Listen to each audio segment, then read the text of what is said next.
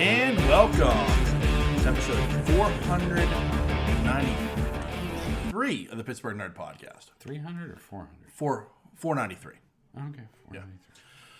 I'm Sean. And I'm Ian, and this is the only podcast that says, I don't want to die. Your men don't want to die. And these people certainly don't want to die.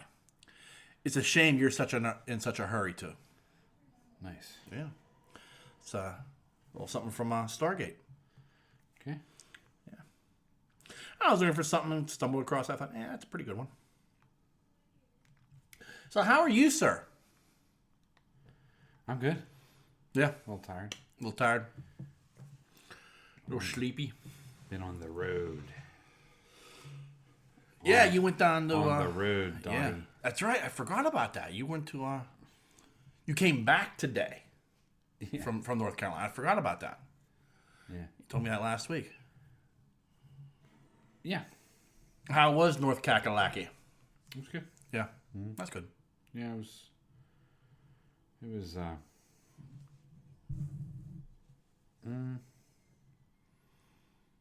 good. It was just a long trip. Yeah. I mean, it's not that long. 6.5 hours, which is really 7.5 hours. Right.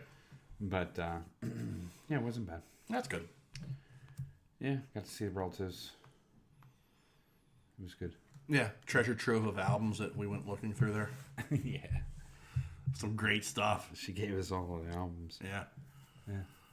Some good stuff in there. I mean, like right off the bat, the first thing I saw was Police Ghost in the Machine. I mean, that's a classic album. Yeah. There's a lot of good stuff in there.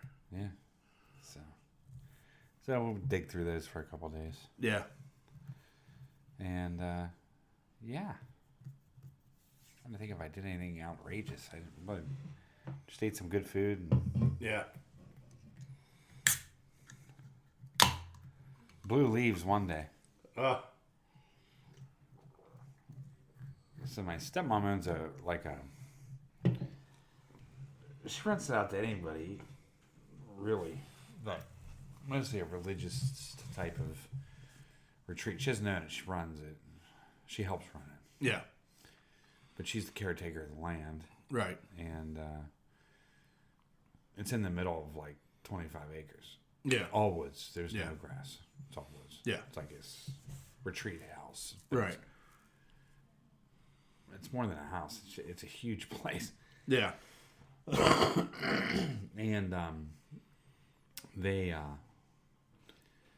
when you're in the middle of the woods like that and the leaves are falling, there's leaves everywhere, so you gotta blow some leaves. But there's trails and everything. I mean, there's it's extensive.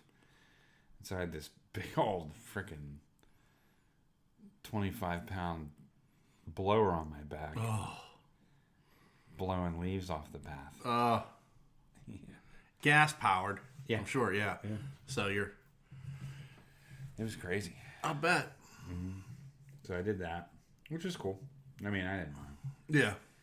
And we were all blowing leaves at one point, and getting it ready for today. Yeah. So, yeah, I did that, and that was one day. Yeah. Showed up there in tranquility. Yeah. Because it's peaceful. I mean, oh, yeah.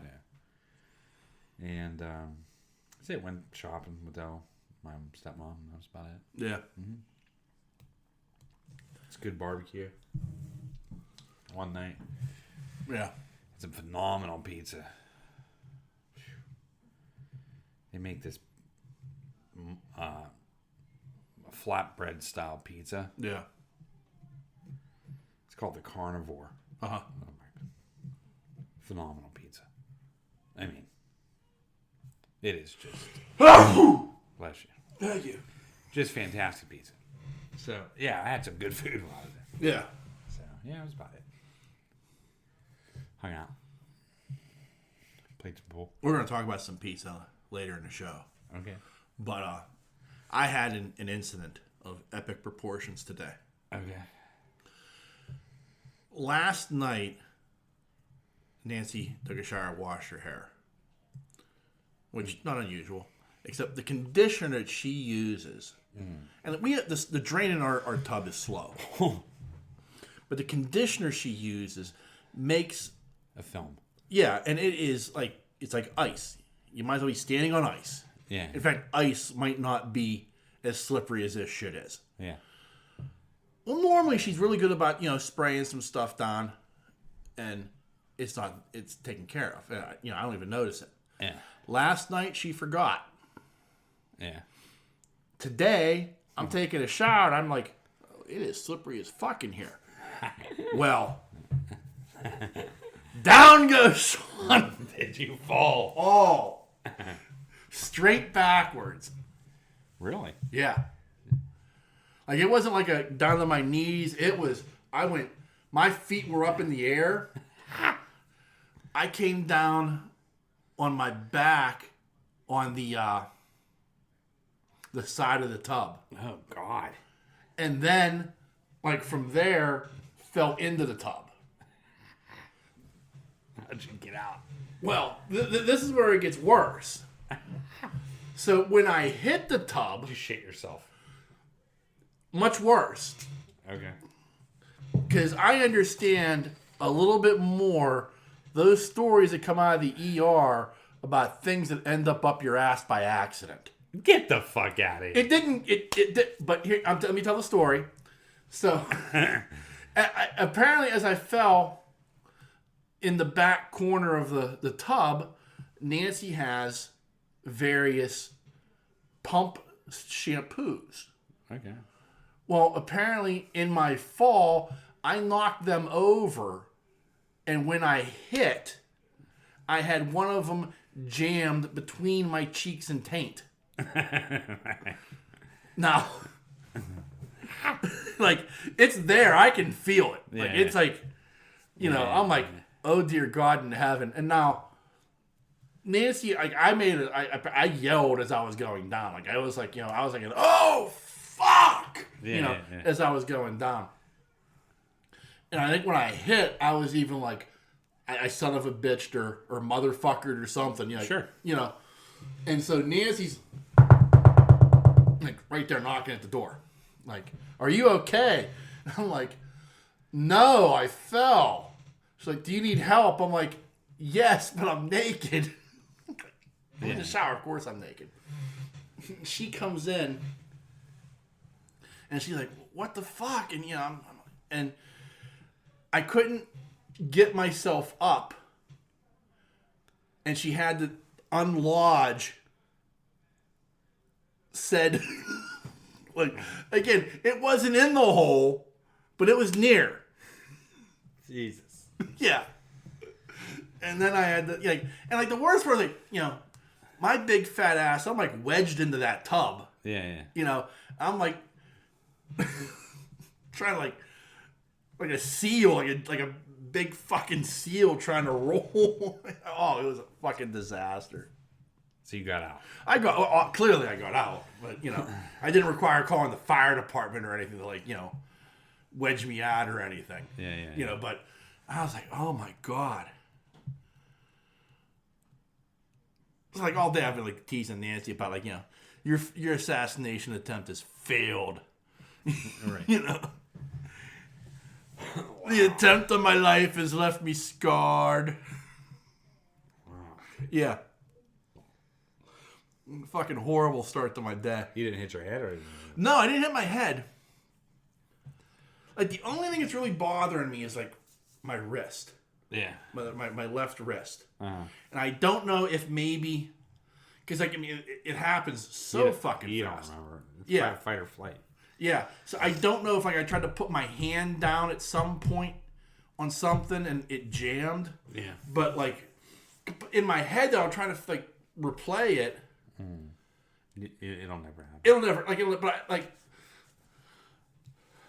got a little bit of soreness up in my tricep, not my tricep, my trap. Yeah. Up around my neck, and I figured it had to be from some whiplash from hitting. Yeah. The way I hit. My ribs feel fine. My back feels fine. I'm afraid I'm gonna be a little sore in the morning, probably. Yeah. It's like a car crash. Yeah. You feel fine now. The next day, all of a sudden, little things start popping up but the wrist thing, I'm just like trying to like how did this happen? Like how did if anything, like my hand should have been up in the air. Yeah. Like, so how did my hand get to a position where I heard it? You probably reached back to catch yourself. I had to have, but still, I was like, the whole thing's just a clusterfuck that I present to you for entertainment purposes. Oh my god. Yeah. Well, thank God she was home. Oh yeah, yeah. I mean, thank God. And she felt awful about it. Like, like I didn't want to hurt you. I didn't, And I'm like, oh, it's okay. I'm fine. You're like, you're fine. Just remove the shampoo bottle from my asshole. Yeah, please. Reach in an area that we never speak of. It's pump action too, you bitch. Yeah. I'm just kidding. I would not recommend using this shampoo. I'm kidding about the bitch. Yeah. Just throw that one away. That's tainted. Yeah. Literally. I think it stinks. I just started my shower. Yeah, exactly. Oh. Like, the funny thing is, like, I restart my shower, and I'm like really fucking nervous about, like, how no more slippy. Like, it was washed away. It's probably on your back. Yeah, probably. Oh man. Yeah. So that was my morning. Yeah. Good. Yeah. And then I started watching. I didn't even know this was coming up. Like, I didn't see any trailer. I didn't see anything about this. But no promotion whatsoever. But season 4 of The Dragon Prince is now out on Netflix. Dragon Prince. It's a cartoon. Oh, okay. It's I shouldn't call it a cartoon. It's an animated story. Okay. But it's really fucking good. Okay. Like, it is. It's like, I talk about stuff and I talk about how good it is, but this is like something like, and it's been renewed. They're guaranteed 7 seasons by Netflix. They did 3, and Netflix guaranteed them 4 more. So they could tell the whole story. Yeah. And the thing that, so like, it hasn't been on like I just watched it, and I'm thinking to myself, like, man, season 4 is gonna be coming up soon. So I rewatched the first 3 seasons not too long ago, like a month ago, because I just wanted to refresh myself because it had been so long since the show had been on. Right. And so it was like, I was reading an article and it was about the Dragon Prince. I'm like, oh, maybe it'll tell me when it's coming up soon. I'm like, and season 4 is now available on Netflix. I'm like, what the fuck? How did this sneak up on me? But I'm only 6 episodes in. Usually it's 10 episodes a season, and it is so fucking good. This is one of those shows that I highly recommend to people. Like, it's like, there's elves, there's humans, there's dragons, and there's magic. It's such a good show. It's like really I believe the people who created this show were writers on Avatar: The Last Airbender and Korra. So if you like those 2 shows, it's, I don't want to say in that vein, but it has that same storytelling feel to it. Yeah. So if that's something that you were into, I highly recommend this, because I like those 2 shows. Yeah. I like this as well. But even if you're not a fan of those shows, I still highly recommend this, because it's I mean, clearly it's an animated show, so you think it's meant for children, and children can watch it. Yeah. You know what I mean? It's not heavy metal. But at the same time, the story is enough that it holds the attention of an adult. An adult can get very caught up in this story and enjoy it. Okay. You know what I mean? Yeah. Like, it's not dumbed down. Okay. I would say, like, if the age range is somebody, like, I'd show this like a 10, 11, 12-year-old, if I was like, show it to a child. Yeah. Somebody in that age range is just old enough to start getting into, like, more serious material. Okay. Nice. Yeah. But it's, like, really fucking good. The animation's beautiful. Mm-hmm. Like, it's beautifully animated. It's just a really well done show, top to bottom. I love the characters. I love the story that it's telling. I'm looking forward to. I'm hoping because I think it's been 2 years since season 3 came out. Mm-hmm. So I'm hoping that like since Netflix kind of gave them that renewal, they churn out the last 4 seasons a little bit more expeditiously. Yeah. Like, you give me 1 a year, I'm happy. You know what I mean? But still, again, really, really well done. I highly recommend it. The Dragon Prince, it's on Netflix. 4 seasons are out, 3 seasons to go. And it's very, very well done. I highly recommend it. That's cool. Yeah. Cool.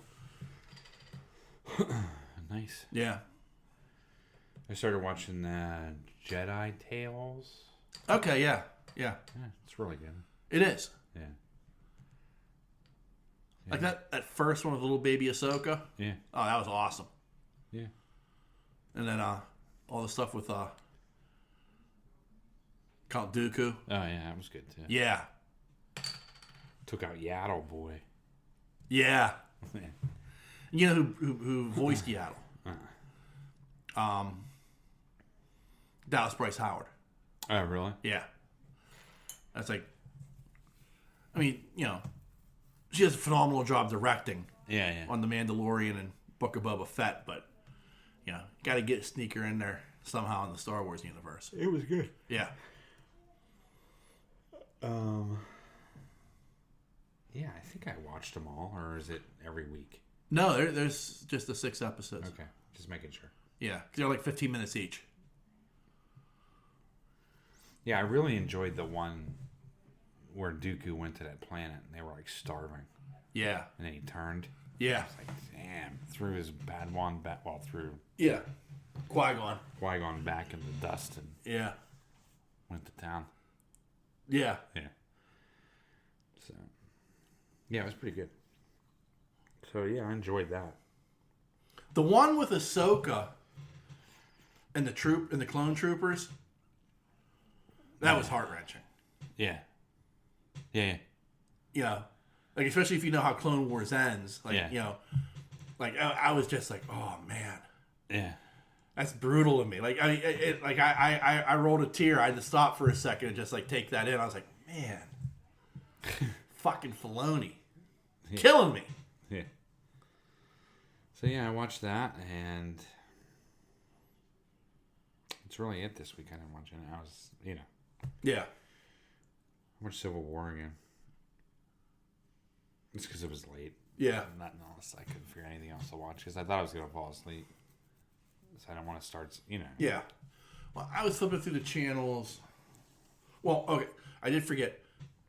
Titan Season 4 started this week. Oh, did it? Yeah. First 2 episodes are up. Okay. Yeah. I will, I don't want to give anything away because you haven't watched it yet. But there's something that really pissed me off.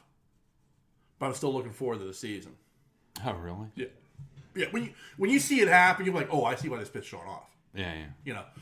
But outside of that, I mean, it's. I have no clue what's happening. It's Titans. Yeah. I guess the next season of Doom Patrol comes out in December. Thank God. Yeah. And they said that there's a little mini trailer for that. Uh-huh. And I like that story. I want to see where this goes. Yeah. The last episode of Andor was fucking amazing. Was it? It was. So you're not in on this yet. No. So, you the Disney problem, yeah. Should I just watch the last episode? No, because I mean, the show is slow. Like, I'm not going to deny that, but it's like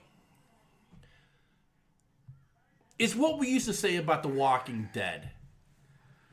We used to say, like, before The Walking Dead got really fucking bad, that it was a character-driven drama set in a zombie apocalypse. Right. This is a character-driven drama set in the Star Wars universe. Okay. Like, this last episode, there is not a single blaster fired. There is not a single explosion of any type. There's no lightsaber, nothing.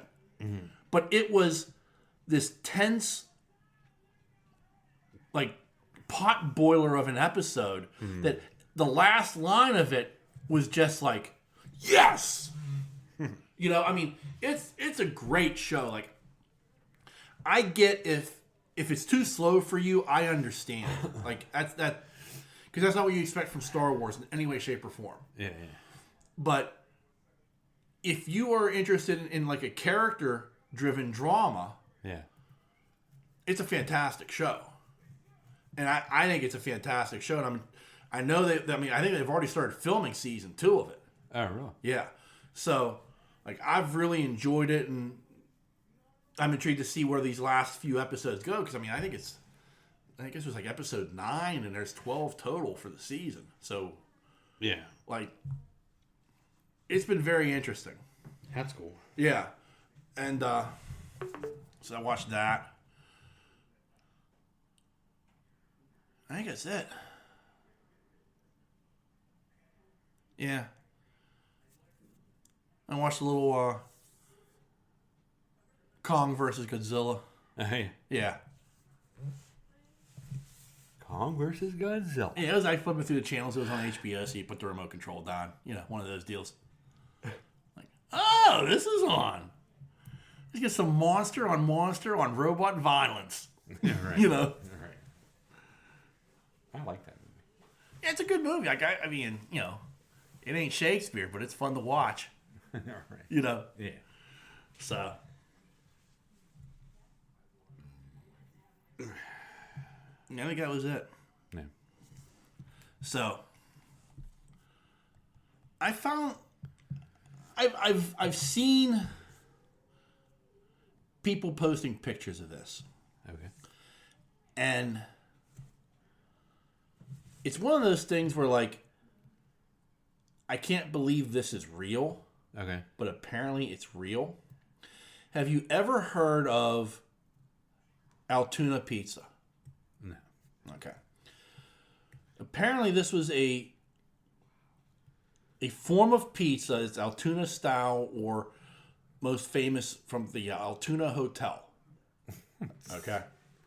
Which sounds like the place that you pay by the hour. Yeah. But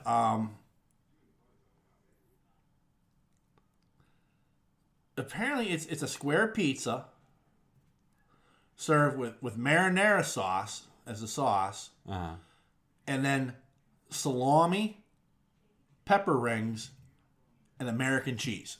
Ew. Yeah, there's a picture of it. Gross. Yeah. Okay. Like, I can't think of a more disgusting form of pizza. Like, honestly, like, I mean, you know, like, we make fun of Hawaiian pizza. Pineapple does not belong on pizza, you know. And my kids like Hawaiian. I have no dog in it. I don't like pineapple, so I have no dog in that fight because I'm not going to eat it anyway. Right. You know, sardines on pizza. Who the fuck eats sardines on pizza? You know, apparently somebody does. Yeah. You know, like, I am not going to besmirch anybody the way they eat their pizza, but this is not fucking pizza. Don't besmirch the good name of pizza by calling this pizza. No, it's not pizza. And second, I mean, like, American cheese does not belong anywhere near a fucking pizza. American cheese doesn't belong anywhere near anything Italian. No, at all. Yeah. Like, at all. Like, I looked at this and I was like so mortified.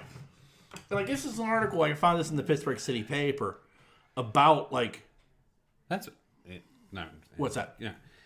Well, that's like I went to DQ in White Oak the other day. Yeah. Right. And they used to have good hot dogs at DQ. Yeah. Decent. Yeah. I get this hot dog. I bring it home. Chili tastes terrible. Like, it was so bad after about half the hot dog, I didn't eat the rest because I thought something's wrong. You know what I mean? Like, this don't taste right.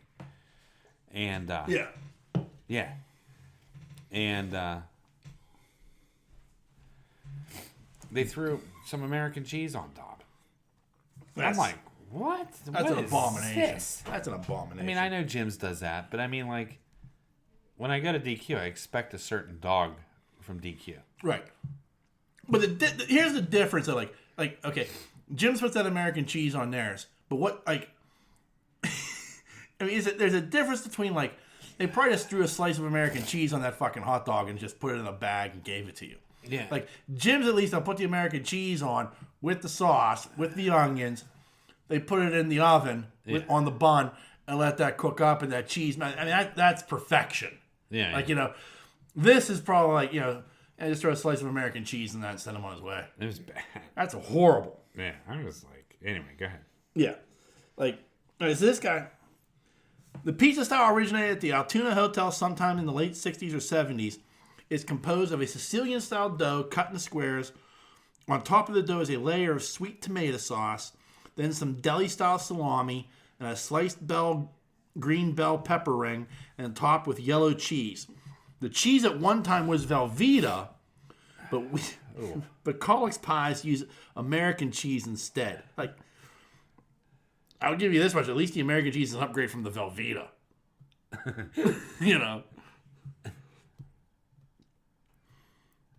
The style originated from the Altoona Hotel, which was destroyed in a fire in 2013. Since then, however, a dozen local restaurants have started serving Altoona-style pies.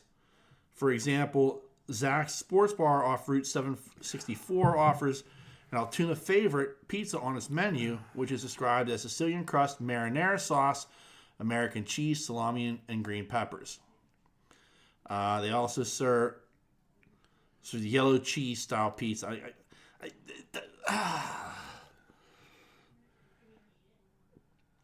Even so, he acknowledges it's not a universal love for the unique pizza style. Colleck believes the majority of people in town enjoy it, and he does too, but that wasn't always the case. When he was young, he was turned off by the yellow cheese in the pizza. Well, of course you are, because it's on fucking pizza. Yeah. And I'm not even talking, like, here's the thing, folks. Like, when I say this is yellow cheese in the pizza, I mean, it literally looks like somebody just, like, took, like, some slice, like, Kraft slices, took them out of the wrapper, and put them on the pizza. This isn't shredded American cheese. No. This is just, like, a slice of American cheese plopped on a pizza crust. Right. Yeah, it's, yeah, American just doesn't go with sauce. And I mean, it's like... But I mean, the only time I ever give a pass on any kind of yellow cheese on a pizza, no, seriously, is like, I'll make a barbecue chicken pizza here. Yeah. With barbecue chicken, red onion right on top. And then I'll use a mixture of mozzarella, and I'll just drizzle a little bit of Kojak on top. Okay. To give it that little bit of a bite. A little bit of a bite, yeah. Because that yellow cheese and Kojak, or I'll put like a little bit of shredded cheddar on top. Right. Just to give it, I don't know, it just tastes good. Yeah, I get that. What I mean? Like barbecue chicken and cheese, right. It just makes sense. But most of it is mozzarella. Probably a 3-to-1 mix. Yeah. So I don't get I don't know. Like there are a lot of things, and this is the thing. Like, and nowhere in the stories explain like what the origin of this was, like how somebody came up with this bullshit. Yeah. Because there are things like Permane Brothers sandwich. I mean, the sandwich was meant for mill workers on their lunch break to give them an entire meal in sandwich form. Yeah. That makes sense. Like, even the way they still traditionally serve it, like in the deli, on the deli paper and stuff, like the chop paper, it makes sense. Yeah. Because that's what the sandwich was meant to be. Yeah. Since then, clearly, the mills have closed, but the popularity of the sandwich has grown. And it's like, well, what's Pittsburgh known for? Well, they're known for Permane Brothers. You gotta go to Permane's. Fuck no, you don't. It's an overrated sandwich. Agreed. Even and I have both said that. Like, I would never direct somebody to Permane Brothers from out of town unless they asked about it. Yeah. But that, I'm sure there are any number of places across this country that have that local thing. Right. Like, you know what I mean? I'm not, I have no doubt about that this is just something that, in all honesty, like here in Pittsburgh, we put French fries on everything anyway. Yeah, yeah. You know, you want a steak salad, that's coming with fries. You want a chicken salad, that's coming with fries. Yeah, everything gets fries. Yeah, everything gets fries. So, like, that's a Pittsburgh thing. Like, I can definitely say that. But, like, again, like, but many things have an origin that you just, like, locally make sense. Like I said, like the Permane sandwich does. Yeah. I would love to know, like, was this just, like, some drunken buffoon's idea of something tasty to eat? I guess it's all they had in the kitchen. Yeah, yeah. And so he puts it together and, like, oh, that's an Altoona's Hotel pizza. That's delicious. You know. Like, that's what I'm looking for the answer, and that article doesn't have it, unfortunately. Yeah. But still, I was like, oh, good Lord. Yeah. This is horrible. It just sounds like a stomach ache. Yeah. You know what I mean? Like the salami, too. Yeah. Like, I like a good pepperoni, but salami is not pepperoni. No. I like salami. Yeah, I mean, I like salami too. You put a little salam on a good Italian hoagie. Mm-hmm. You know, you put salami on a pizza underneath some American cheese. The fuck? It's this shit. You know. That's called you're stoned and you're whipping shit together. Like, I've never heard anybody talk about, like, I love the way my salami cups and I get the little grease cup with my pizza. Yeah. No, nobody puts salami on pizza, my friend. I'm sorry. Seems to me I used to make something with I don't know. I swear I used to make something with a wheat thin or a Triscuit. Anyway, but it was like the big thins. Yeah. You know what I'm talking about? Yeah. And I'd throw them on a sheet tray or Triscuits. Yeah. Put a piece of salami on, or pepperoni on there, or salami, a little bit of cheese, banana pepper. Yeah. I'd throw that and warm it up. They're like little snacks. Yeah. Oh, that I get. Yeah, because wheat thins actually are really good when they're heated up a little bit. Yeah. They are. For Yeah. real. Like, I mean, I love having like a little, salami, maybe a little cheddar cheese on a Triscuit. Yeah. You know what I mean? Yeah. That's delicious. You know, that's a game time snack. Yeah. You know, right. You know, but Not as a pizza. not. I mean, I wouldn't call it a pizza. No. Like, the fact that it's called a pizza, I feel as though... And, I mean, I wish the good people of Altoona well, but your pizza fucking sucks. Wow. Yeah, that's just not... Yeah. That's not natural. It's definitely not natural. For our standards. Yeah. Yeah. I don't like banana peppers anyway, so... Like, somebody like Anthony Bourdain, who, like, was open to anything. Anything. Yeah. I think even he would have frowned upon this. All right. I think he would have been like, and Anthony Bourdain, like, he did a show in Pittsburgh, like, he's talking to the old women about the pierogies. Yeah. Like, you know, like, he got into, like, real Pittsburgh food. He wasn't going to the Permane brothers. He was getting into the real Pittsburgh food. He was talking to the old Polish woman about, you know, halushki and pierogi. And I was like, oh, Anthony Bourdain, you know. Well, You know. he was famous for doing all that. He Yeah. got to the root of food. He got to the root of, like, you know. Cities and towns Yeah. and countries and stuff like that. Yeah, and that's what he did in Pittsburgh. Like, he was like, you know, he was talking to the old babushka mamas. Yeah, exactly. You know, and they were telling him, like, yeah, oh, this is how you do the pierogi. You know, But I think even Anthony Bourdain would have, like, looked at this and frowned upon it and been like, oh, come on. Come on, man. Do better. This is a high bar snack right here. What the fuck's going on?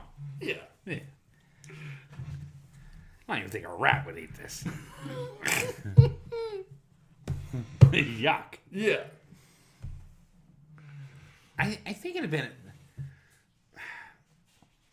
I think it could even get a pass if they put mozzarella on it. And then you're just adding layers to... I think that's the most disgusting thing is, like, okay, I'll give you the salami, I'll give you the green bell pepper ring. Oh, it's bell pepper. Bell pepper, yeah. It's not a banana pepper. No, it's not a banana pepper. It's a bell pepper. Okay, well, I get the bell pepper. Yeah. I'll give you everything else. I think at the end of the day, like, the most disgusting thing is, like, the fact that it's American cheese. Yeah, it's disgusting. Like, and it's not, and again, like, if it was shredded, I would almost say, okay, maybe. But it's just like, straight out of the wrapper onto the slice. I don't think you can even shred American cheese. No, you can buy shredded American. Can't? I'm pretty sure. You can buy shredded Velveeta. You could at one time. Right. But I don't think you could buy shredded American. I think it's too soft. Too soft? Yeah. Unless it's government cheese. But it's not shredded. Right, I'm just saying, like, a block of... Well, it's all it is Velveeta. Okay. It's just cheap Velveeta. Yeah. That's all the government cheese is. Right. No. That shit can withstand, like, billion-degree temperatures. Oh, yeah. Not It's because the FDA just looks the other way. It's just give it to me. Yeah. I mean, I ate a ton of that shit. Yeah, don't put a date on it. Yeah. No, just like margarine. Don't put a date on margarine. Yeah. Margarine's disgusting. I won't eat it. I will not eat it. It's like I'm not a scientist. Yeah. Right? But it's like when you look at its DNA, like the DNA thing. Yeah. It's like one off from being plastic. Yeah. No, for real. I know you're right. I know, I've read that. And you can put margarine out in your backyard and you can let it sit there for 9 months. Yeah. It won't mold. Yeah. It won't break down. Right. Animals won't even eat it. Yeah. So if an animal's not going to eat it, I ain't eating it. Yeah. Yeah. Yeah. I mean, like nothing touches it. If a raccoon is turning his nose up to it, They're there's a problem. Like, yeah. They come out of the woods like, yeah. Foreign substance? Yeah. Like, if a raccoon is, like, if it's not good enough for a raccoon, then I'm sorry, I don't want it. Yeah. You're like, this gives me the shits. But we don't,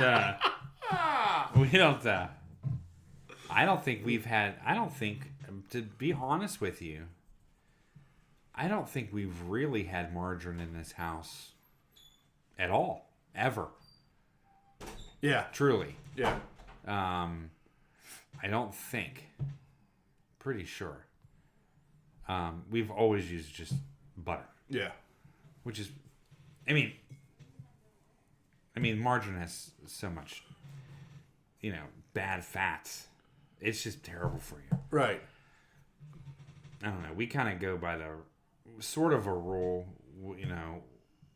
we made that decision a long time ago that whatever's in grandma's cupboard is what we use.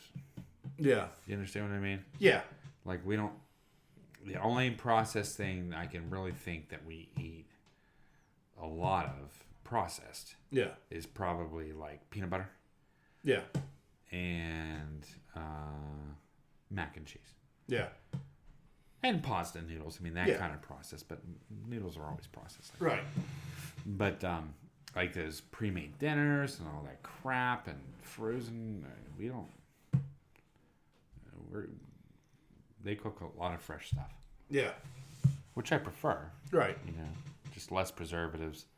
I just don't trust the government. I'm telling you. Right. There's about a laundry list of things that they won't even sell in England and France and other places that fucking fly off the shelves here. Right. And it just absolutely disgusts me. Yeah.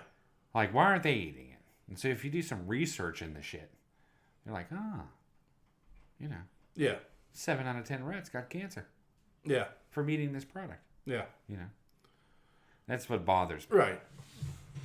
So, I don't trust the FDA. I think they're full of shit. I don't even trust chicken. I'm telling you, if I lived on acreage, I think I would probably raise my own chickens and cut them myself. Yeah. Kill them myself. Because at least I know. Yeah, what you're getting. What I'm getting. Yeah. Like, it blows my mind. I know this is enough of the political stuff, but it blows my mind that we send chicken to China to have China process our chicken. Right. And then they ship it back to us. Right. There is something wrong with that. Right. I agree. Yeah. And the Food and Drug is like, whatever. Yeah. You know? The fact that we eat shrimp and fish that are raised in filth ponds in Vietnam or Taiwan or the Philippines, and they send it to us and we pay for that. Right. And we eat the filth. Yeah. I cannot. I just can't do it. Yeah, I get that. It's the thought of it makes me sick. Yeah. Seriously. All right, enough of that. I know. I'm not that particular on food. I'm not like a weird dude. But you better believe that I will not buy seafood from a foreign country. Right. I just won't. Yeah. It's got to be Gulf Coast or, you know what I mean? Right. Like, I will not. Yeah. And I even feel weird buying frozen chicken. Yeah. You know, I mean, at least I know the poultry that I buy that's, quote, fresh. Right.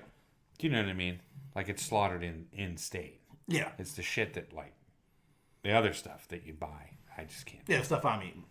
Yeah, stuff that you're eating. Yeah. Yeah. I can't do it. I just can't. I cannot. Especially the fish. Yeah.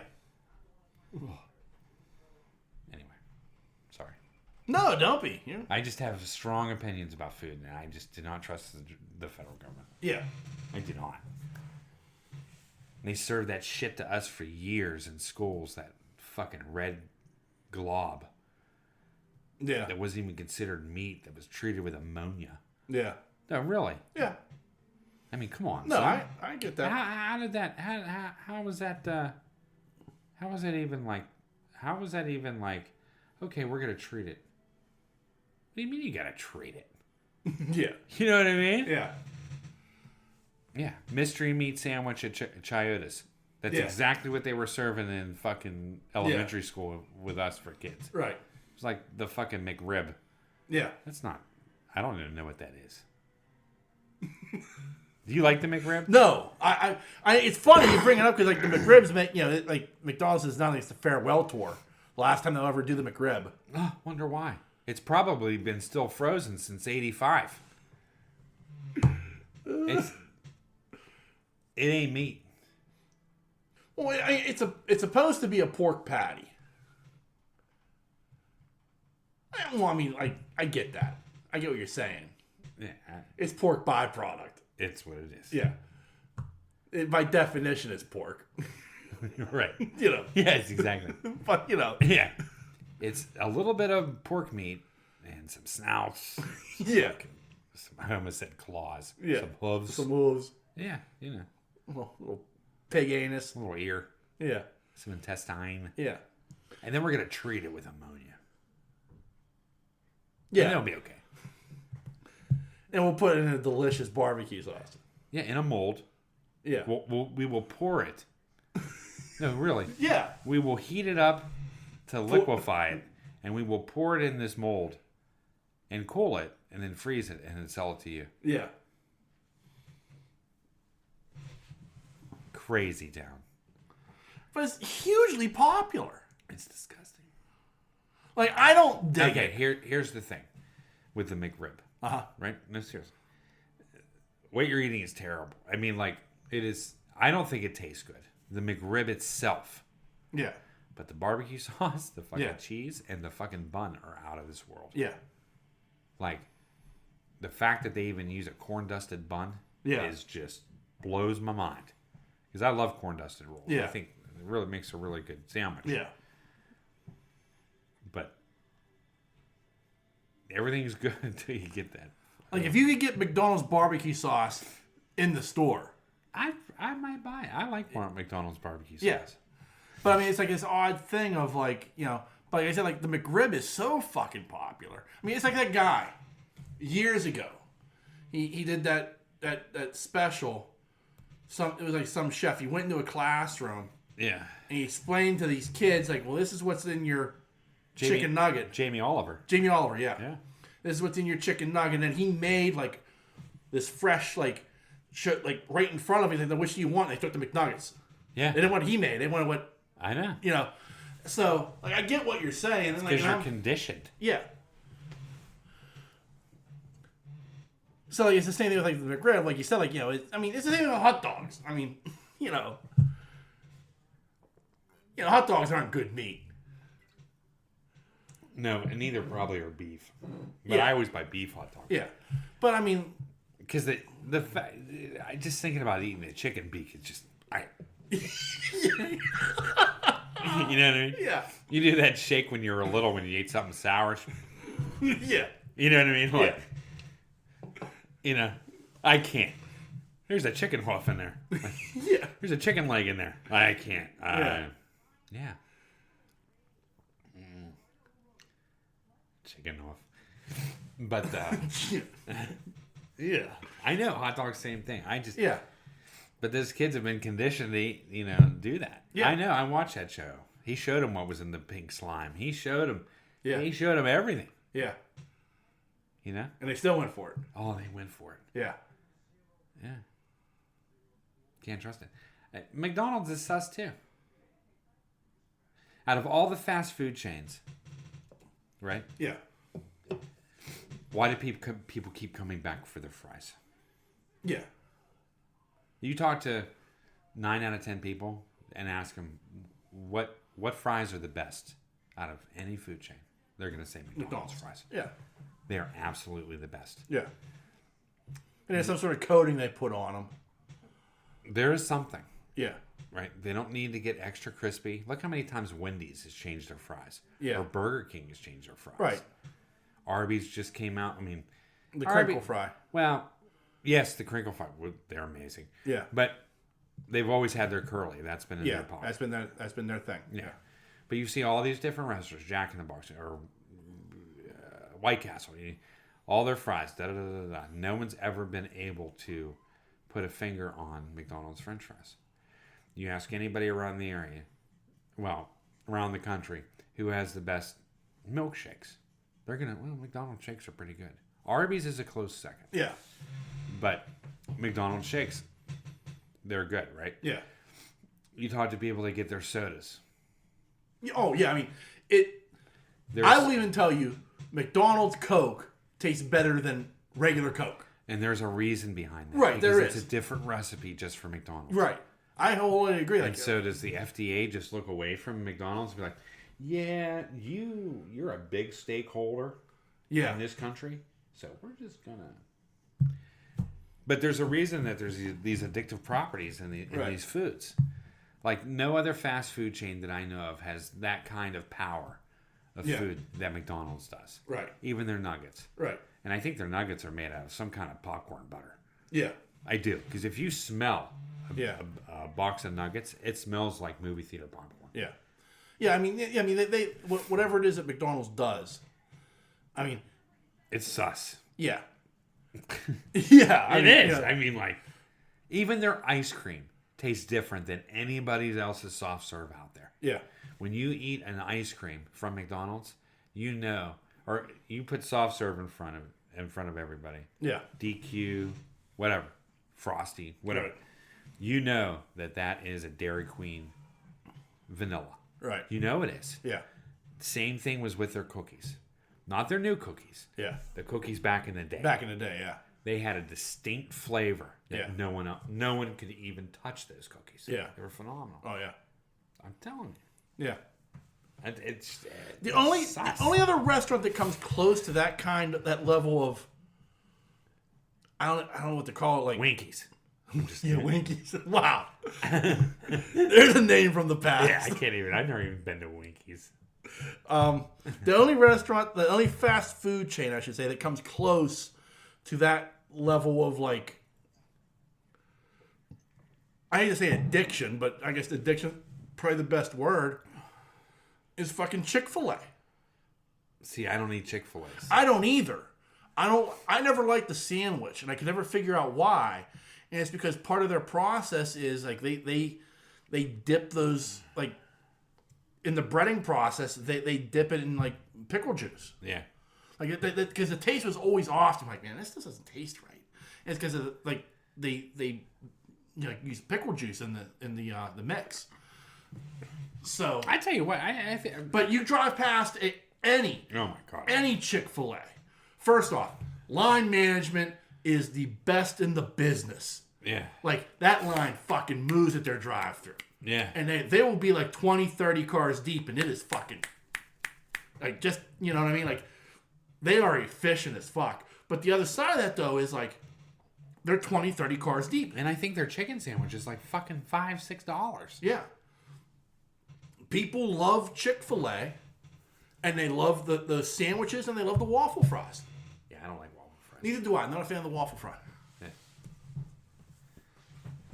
But I'm not at all. Yeah, but I mean, like people love that shit. They eat it up like crazy. The chicken sandwich war of a few years ago. Yeah.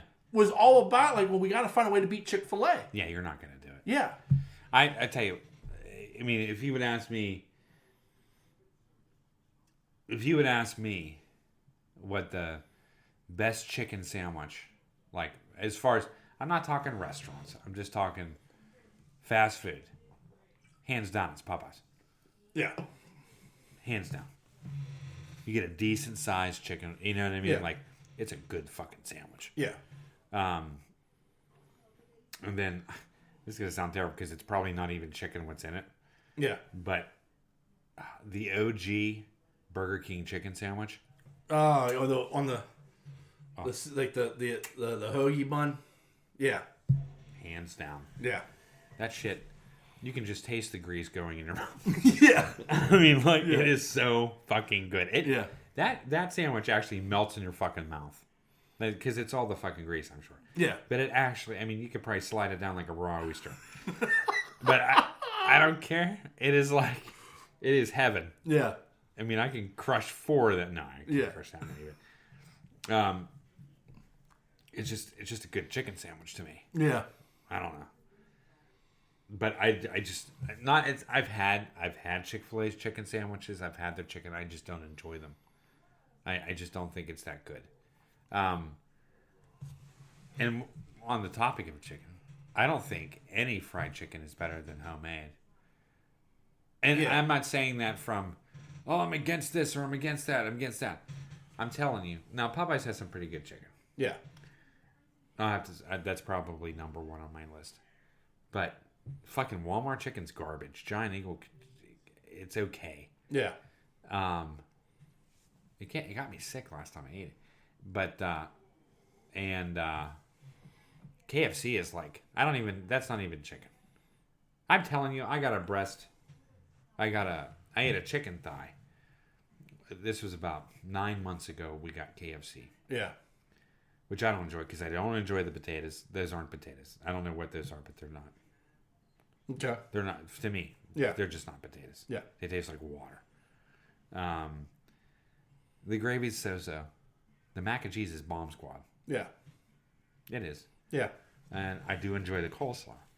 But when it comes down to the chicken, by the time I ripped off all the fucking crispy, yeah, literally, I've had wings with more meat on it, yeah, than the actual thigh. Yeah.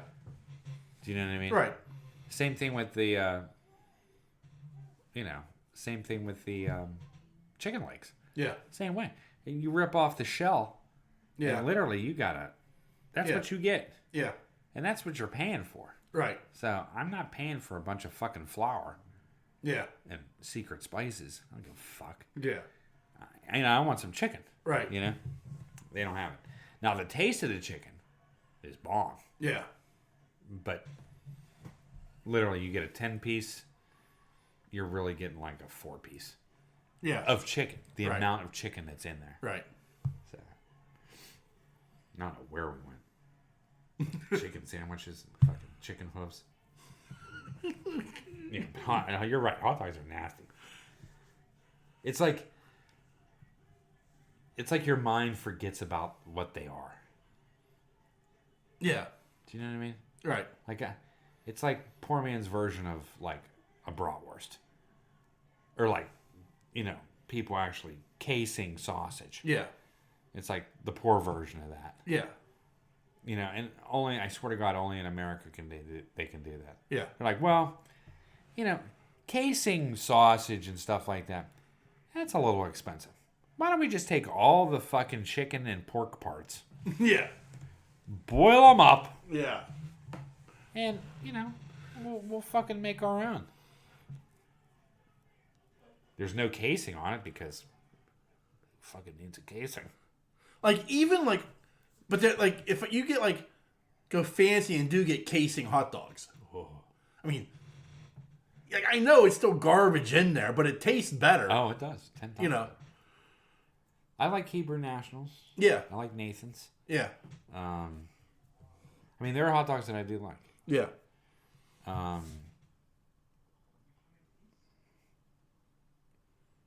And Sam's Club sells a mean fucking hot dog. Their beef hot dogs are pretty Yeah. But like the big dogs, yeah, like the ones yeah. But like, I mean, you can buy like, I mean, I've bought them like, I'm like, feel like, well, I'm spending a little extra. I'm gonna get a little something extra for myself, and I buy like casing hot dogs. Oh yeah. Because I feel like I'm treating myself. I mean, usually like that becomes like a homemade. Yeah. That's a homemade chili cheese dog right there. Mm-hmm. I'm gonna go buy the nacho cheese in a can. I'm gonna get myself some chili. I'm doing the whole thing at home. Look at me. So do you put beans or no beans on your chili? No beans. Of course, me too. Yeah. And I know some people are out there like, oh, that's a fucking sin. I just don't like beans. I don't think it's because a lot of chili sauce for hot dogs doesn't have beans. That doesn't have beans in it. But like, I don't like chili with beans anyway. If I make homemade chili, I'll usually I'll do like a homemade chili like with like turkey burger. To be like a little bit more healthy or something. Yeah. And there's no beans in it because I just don't like beans. Right. But then like I'll also admit like that then becomes like layered with like cheese and then who knows I'm making a dip at that point for my Frito scoop. Nice. Yeah. Nothing like chili and cheese. Oh yeah. Now do you put raw onion on it? I do not. I do, yeah. Do you? Yeah. Yeah, I mean, like if I go to Sheets, okay, at Sheets I'm getting it's the 2 dogs with chili, nacho cheese, and diced onion. Yeah. Yeah, last time I just won't get the dogs anymore from there. Yeah. It's a shame, but I won't do it. I'm not gonna get the dogs from fucking Dairy Queen either. Yeah, obviously. I mean, that's for years. That's what Dairy Queen was known for. Was their dogs and burgers. Yeah. I want a fucking Papa Go-Go fucking hot dog, and that's where I used to get it. But no. Yeah. And I'm not going to that fucking village idiot of a Long John Silver's up in West Mifflin. That place is a dirt hole. It is. Straight out. I don't think I've gotten anything there. Oh. 2020 was the last time I got food from there. I don't even trust the root beer. I mean, like really. Yeah. Their slow decline was when they got rid of the tap root beer. Yeah. Remember you can. Well, I mean, once they got bought out by whatchamacallit, A&W. Yeah. They got bought by A&W and they got split, so it's like it's a Long John Silver's and an A&W. Yeah, you got to think about that. Like, clams don't really go with burgers. No. You know what I mean? Like, seafood doesn't really mix well with. Yeah. So what's going on in the grill there? Yeah. You know what I mean? Like, I know most of the shit's fried, but they do have,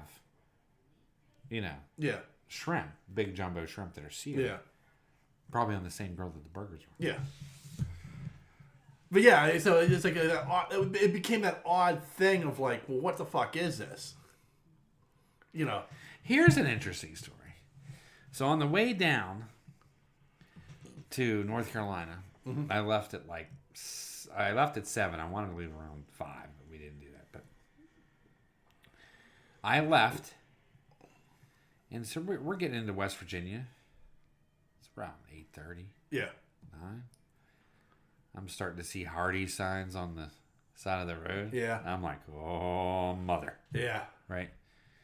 And so we ended up driving, and it just got past a point where it's like 10:30. I bet they're stop serving breakfast. Like, I bet their biscuits are done. Yeah. Because Hardee's has some good biscuits. Yeah. And so I was like, we'll wait till lunch, and then we'll figure something out. Yeah. And like 12 o'clock rolls around, and I'm like, see a Hardee's sign, and I'm like, pull over, and I'm like, some sus place, you know? Yeah. Like one of the original Hardee's. Yeah. And, yeah. And I'm like, that's cool, you know? And so they only have a Frisco burger now. Yeah. Like I can remember in the 80s and 90s, like they had Frisco everything. Yeah. You could even get a regular sandwich. Everything was Frisco. Yeah. Right? And so I go to him, and I was like, you know, there's this guy working back there. I go, yeah, I would like the ham and cheese. They call it the big ham and cheese. Yeah. But I would like it on as a Frisco. And he talked to the lady, you know, that working out the front, and he was like, you mean he just wants this on sourdough? I'm like, yes, sir, that is correct. I want a fucking Frisco ham and cheese with that fake ass cheese you put on there. I didn't say that, but I was like, yes, that is correct. Yeah. I want one Frisco ham and cheese. Yeah. Please. Oh, was it good? And they had no idea. Yeah. Those people had no idea that used to exist. Yeah. But the Frisco ham and cheese that's what dreams are made of. Now you've been to North Carolina a number of times. Correct. You know, have you ever gone to Bojangles? I saw a couple on the way, but I have not. I did not go. I have not been there. Okay.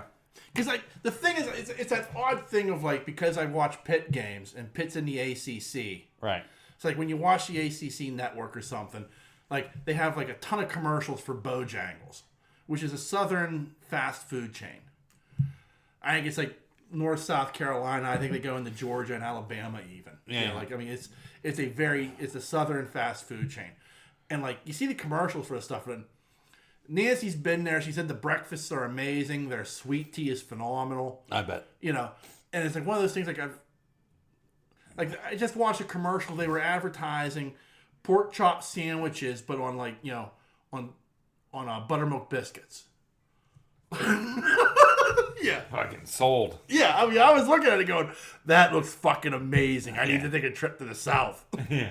Just to go to Bojangles. I know that, like, usually when you cross those lines, not in West Virginia, it's below West Virginia. Yeah. But you get into these towns, and their McDonald's, they don't serve that fucking piece of ham processed thing. They put country ham on that shit. Yeah. So let me tell you. You have an egg McMuffin with country ham on it. Yeah. You have a biscuit. It's a whole different world. Biscuit with country ham and yeah. It's unbelievable. Yeah. And truly. Yeah. I mean, it's off the hook. Yeah. And the first time I experienced this, I went down to the beach, and we were going down to the beach. I was like, I don't know, 17, 18. We're driving, and Dad was like, you know, let's go to McDonald's for breakfast right in this town. I'm like, okay, you know. Yeah. Because we left at like, I don't know, 4 a.m. And, you know, pull into McDonald's. And I walk in and I look at the menu. I'm like, that's country ham. Yeah. And my dad used to make country ham. And, like, you know, yeah. boil it. And, yeah. Yeah. And I was like, get out of here. And I got a biscuit with country ham on it and cheese and egg. Oh. Fucking went up and got 2 more. It was unbelievable. Yeah. I mean, it's just a different, you know. Yeah. I'll tell you where I did go when I was there.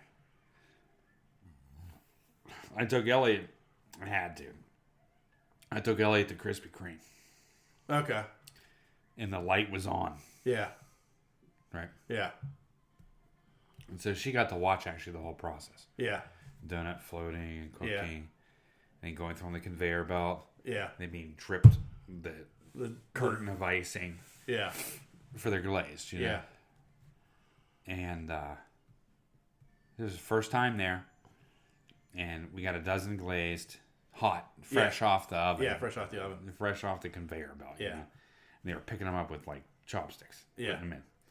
And then when they have an amazing assortment of donuts. Yeah. Right? I mean, they do. Yeah. But for glazed donuts, hands down, they're the best donuts on earth. Only if they're hot off the... Like, if they're hot like that. I don't know, because I ate mine the next day, and it was... Yeah. Pretty Like, good. I'm not a huge... Like, Krispy Kreme made that invasion into Pennsylvania. That's part... Well, they made... It wasn't just Pennsylvania. It was everywhere. Yeah, they They almost ruined themselves. They made this massive expansion, and like you're right, like it almost destroyed the company. Yeah. But it was like one of those things where it was like, you know, everybody just raved about like Krispy Kreme. And my problem is I prefer a good cake donut. Correct. Me too. You know, and I was like, yeah, I was like, it's just okay. I mean, it's a good glazed donut. I'm not going to deny that, but you know, give me a sour cream donut, man. That's the shit. Yeah. You know. Agreed. So, but she got one hot off the presses. Yeah. And that shit is like, you could probably eat a box of them. Yeah. If they're that hot. Because they just, I mean, it's like that Roy Oyster thing. They just go down. Yeah. You know? So, I mean, it was hot. It wasn't too hot to touch, but it was almost there. I mean, it was hot. And she said, yeah, they won me over. Yeah. For glazed donuts. Yeah. Right. For glazed donuts, no one can touch them if they're hot off the presses like that. But to me, I prefer a cake donut. Yeah. So that's what I prefer. Right. So Yeah. I prefer Dunkin'. Yeah. I mean, I prefer a good cake donut. You give me like a strawberry with, you know, a nice glaze on it. Yeah. Or like I said, you know, an old fashioned donut. I'm right there. Old fashioned. Yeah. I mean, that's what they call it. But I think it's the sour cream donut. You know, I mean, that's just amazing. And especially at Dunkin'. You know what I haven't found in a long time that I used to get, and I don't know if Dunkin' has them or not, but the one in McKeesport did, Mr. Donuts. Yeah.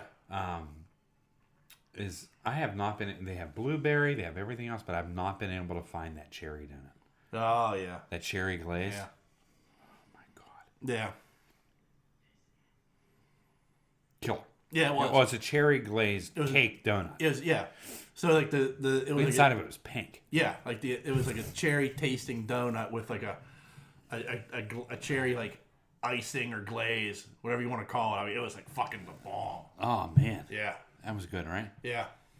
I'm right there with you. Something from our childhood. Yeah. Must have been at Mr. Donut because Mom used to get Mr. Donut quite a bit. Yeah. Yeah, I think it was. I still haven't figured out what a McKeesport Angel is. No, neither kind of. I've heard people talk about it. I'm like, I don't know what that is. Because I prefer Boston cream. Yeah. That's my favorite donut. Yeah. And then there's the other one that's looks the same, exactly the same, except has that white stuffing. Yeah. Filling. Yeah. It's like cream. Not cream, but it's like, it almost looks like whipped cream. Yeah. Do you know what I mean? I know what you mean, yeah. Yeah, I don't like that. Yeah. It was, Boston cream's my favorite thing. like the McKeesport Angel is like something like Minerva's came up with. Oh, yeah. You know. Well, I tell you, I got a Boston cream at Krispy Kreme. Yeah. And I was like, it's all right. You know what I mean? Like, it just wasn't. It wasn't a Dunkin' Boston cream. Yeah. Like, there's barely any cream in this fucking. Yeah. You know what I mean? Like, it's all Krispy Kreme does right is like those fucking glazed donuts. Yeah. Like everything else they do is fucking trash except for those glazed donuts. Well, I mean, it's popular in North Carolina. I mean, yeah. I think that's where it originated anyway. Yeah. But I mean, like, but it was like funny. I mean, like in the late 90s, like they just like were fucking everywhere. I can never understand. And every convenience store had like a little stand for Krispy Kreme donuts that would be delivered every morning. Yeah, I can never understand. See, the magic of Krispy Kreme, in all seriousness, is You go when the light's on. Yeah. When the light turns on, that fucking parking lot fills up like fucking gangbusters. Yeah. And they want them donuts. Right. So, why would you... Ever turn off the light? No. No. No, well, that's the part of the draw, right? Yeah. That's part of your reflex. Yeah. Lights on, pulling over. Yeah. End game. Yeah. Pulling over. Lights on. I don't care if I just ate. Pavlov's dog. Yeah. Pulling over. That light's on. Yeah. It's a fucking mind game. Right. But I could never understand when they started expanding out like that. Krispy Kreme donuts really aren't good prepackaged. Yeah. It's better just to buy them there. Right. They're made that day. You know they're fresh. Right.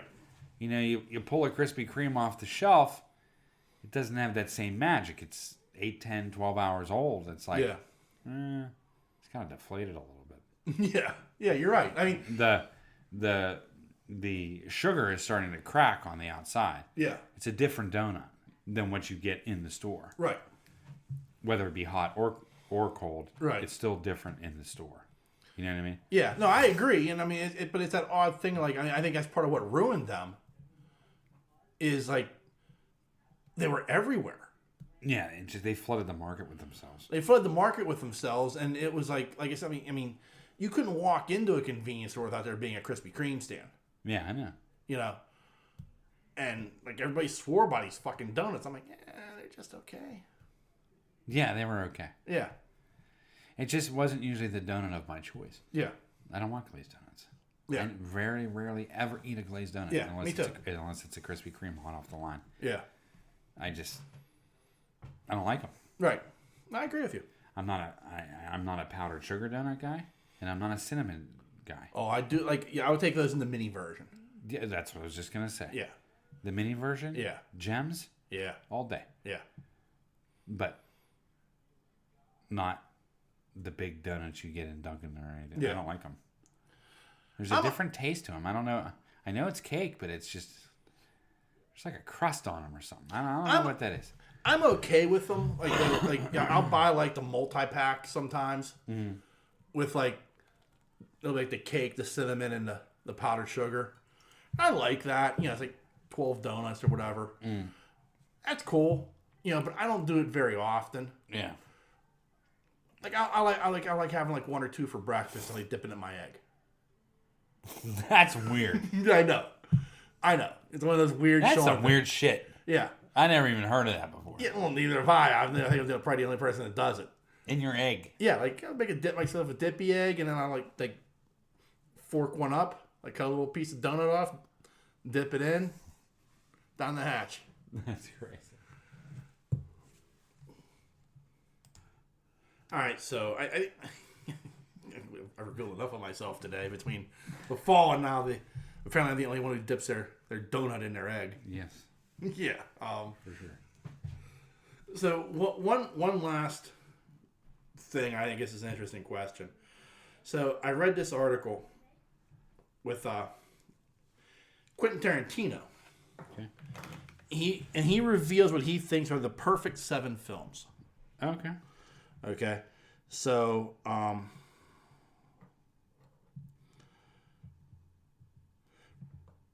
The Texas Chainsaw Massacre, Jaws, The Exorcist, Annie Hall, Young Frankenstein, and Back to the Future. He also included, he said it's not technically perfect, but it was so unassailable he had to include The Wild Bunch, a 1959 Western. Okay. So, I think this is obviously, you know, saying these are his favorite films. You think these are perfect movies. Okay. Again, I think this is subject. I mean, don't get me wrong. When it comes to a list like this, I'm going to take Tarantino's word because, I mean, he's Tarantino. Yeah. You know what I mean? But like, I think this is subject to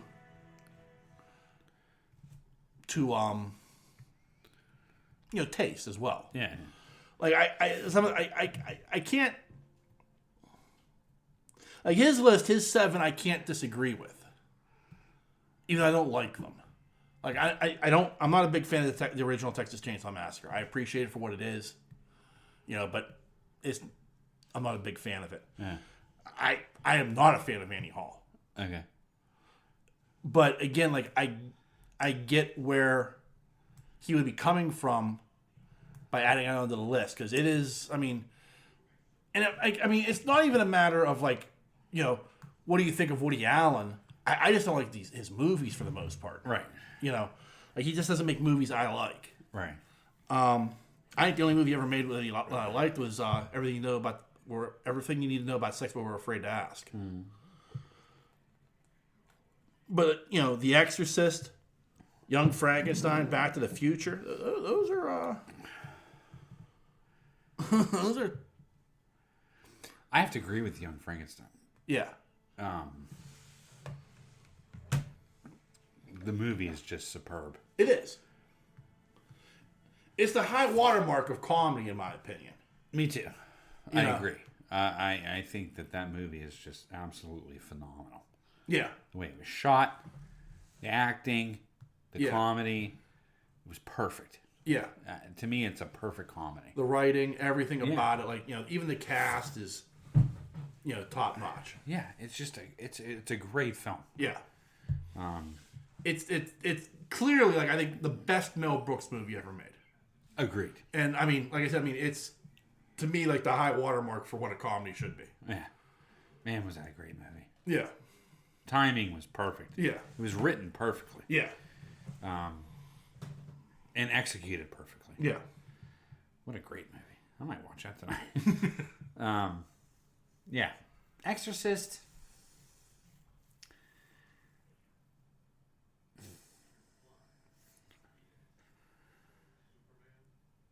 I agree and disagree. Yeah. When you watch Young Frankenstein,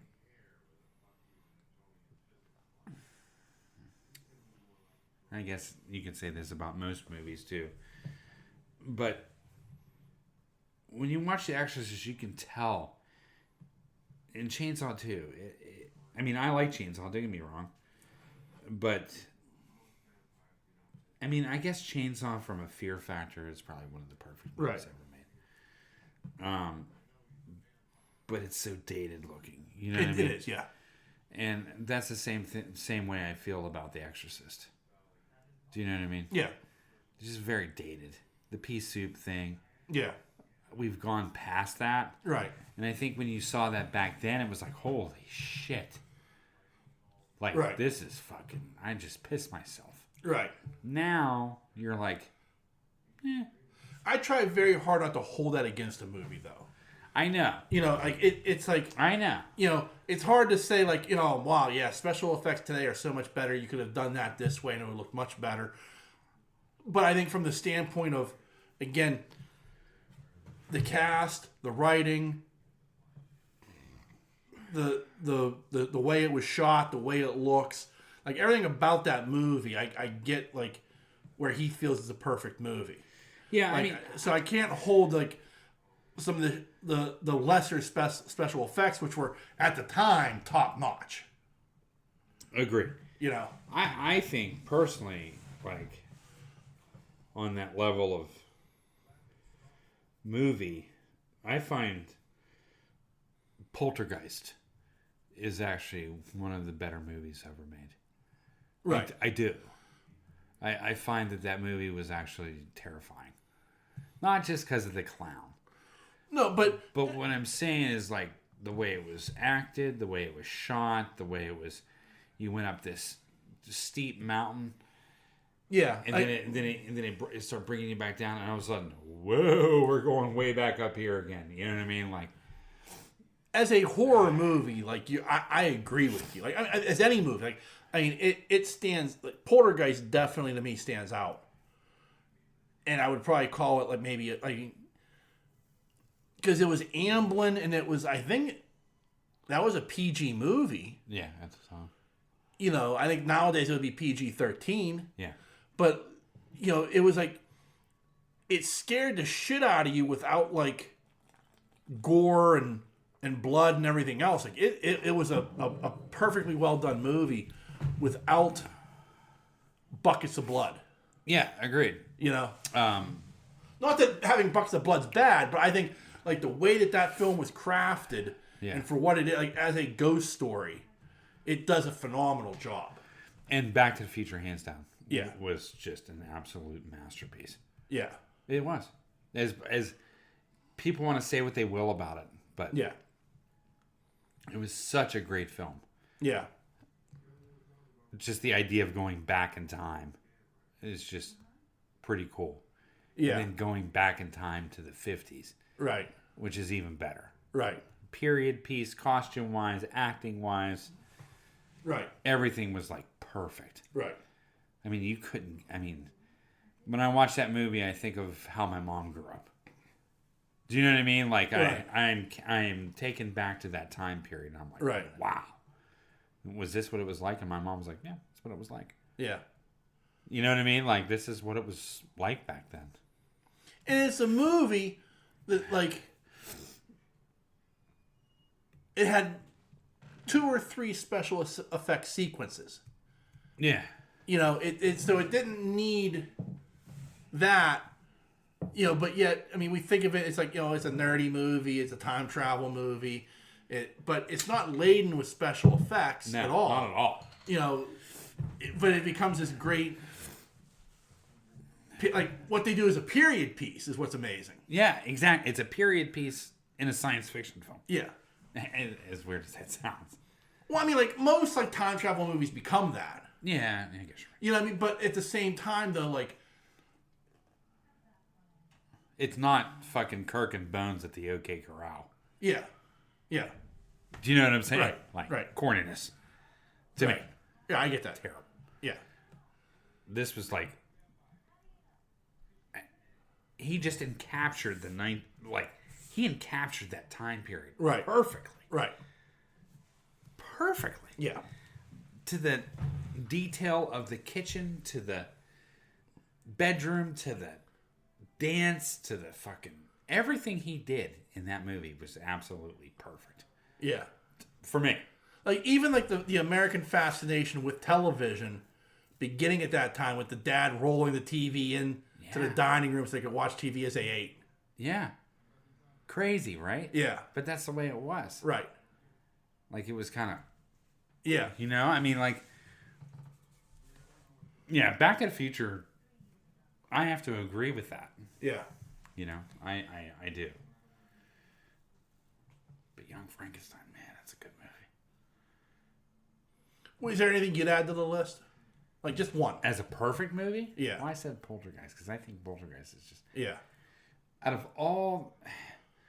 all the supernatural shit that's been put out over the years, right, including paranormal activity, which the first one was quite frightening, right,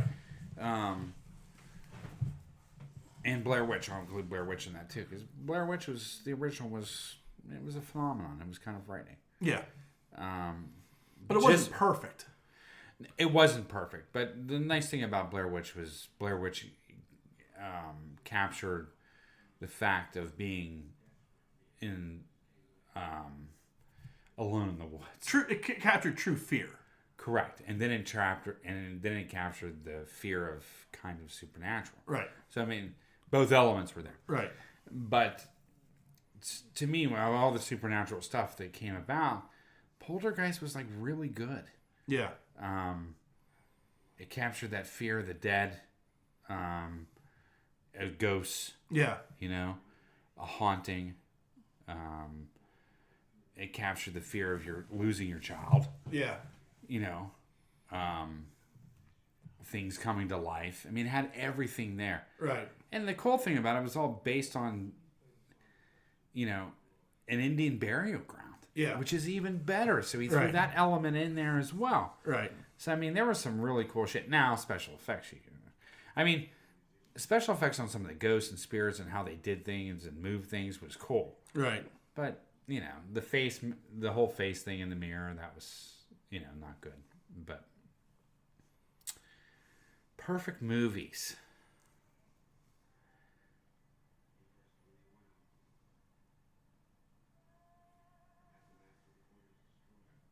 I mean, if I would look at a perfect movie, I guess it would depend on, it's so hard because you got to break it down by genre, which he did in a certain sense. Right. But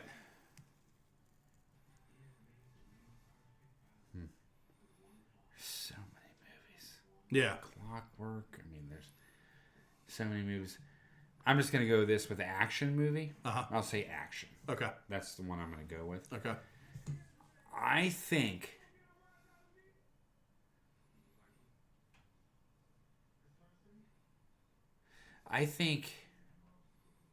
Raiders of the Lost Ark is probably one of the best movies ever made. Okay. I do. Yeah. And I don't know if that's the kid in me going, I want to be Indiana Jones. Right. But Raiders is a really good movie. Right. I mean, really good. Yeah. Better than anything that's been put out since. Yeah. From the opening sequence. Yeah. Like, he introduced this character, and you knew who he was from the first 10 minutes of the movie. Yeah. And you knew he didn't like snakes. Yeah. No, from the first 10 minutes of the movie. Right. Yeah. Do you know what I mean? Right. And he created an iconic hero. Right. In 10 minutes. Yeah. Which was it blows my mind. Yeah. I mean, you think of everything that goes into that movie. I mean, the silhouette. Yeah. In the bar. Yeah. The theme. Mm-hmm. I mean, John Williams is a big contributor to how great that movie is because of the music. And I mean, the Indiana Jones theme is iconic as Star Wars or Star Trek's original theme. Like, it's right there. Right. I mean, that's the genius of John Williams on display. Yeah. And so that's a big contributing factor to it. But like, then dealing also too is you're dealing with another country. You're dealing with Egypt. You're dealing with Nazi Germany. The history aspect of it is, if anybody knows Nazi history, Hitler was a fanatic about the occult and that type of shit. Yeah. So that fit like perfectly in. It wasn't really special effects back then until the end, which was kind of But I mean, at the same point, they did what they did at the time. Yeah. But that was all stuntmen. Yeah. At their prime. Right. On damn near almost every scene in that goddamn movie. You know what I mean? Like the use of stuntmen. Yeah, the iconic slide under the truck. Yes. I mean, that's one of the most iconic scenes in film history. Right. And I truly believe, it's going to sound corny, but I truly believe that is one of the best films ever made. Yeah. Ever. Yeah. As far as action, it can go beyond action. Yeah. I don't know. I just think Raiders is one of the best movies ever made. Yeah. I do. That's why I love Indy so much, and that's why I was so disappointed. Yeah, in the fourth movie. Yeah. It's just because, like, it kind of went away from that. They touched on the Nazi stuff, but it was just kind of like, it's just like fucking garbage. But with it being the Russians, it makes sense for the time period. But because the problem is you can't have Old Man Harrison Ford still in 1943. Correct. But the thing is Harrison Ford in that time period, when they like some of my favorite parts of that movie is when they were in Egypt. Yeah. Like Jesus Christ, it made me want to be an archaeologist when I was little. Yeah. You know what I mean? Right. I wanted not to experience the craziness, but I wanted to uncover these tombs and like you knew that's what they were doing. They've been doing it for fucking 100 years. Yeah. They've been trying to find these fucking tombs. Right. So it was very believable. Right. That what was going on. Right. So yeah, that was that was pretty good. I mean, there's a shit ton of movies I can name. Right. But I mean, that one sticks out very, very fondly. I'm going to give you two. The first one is, I think, an obvious choice, in my opinion. The Terminator. Okay. Yeah.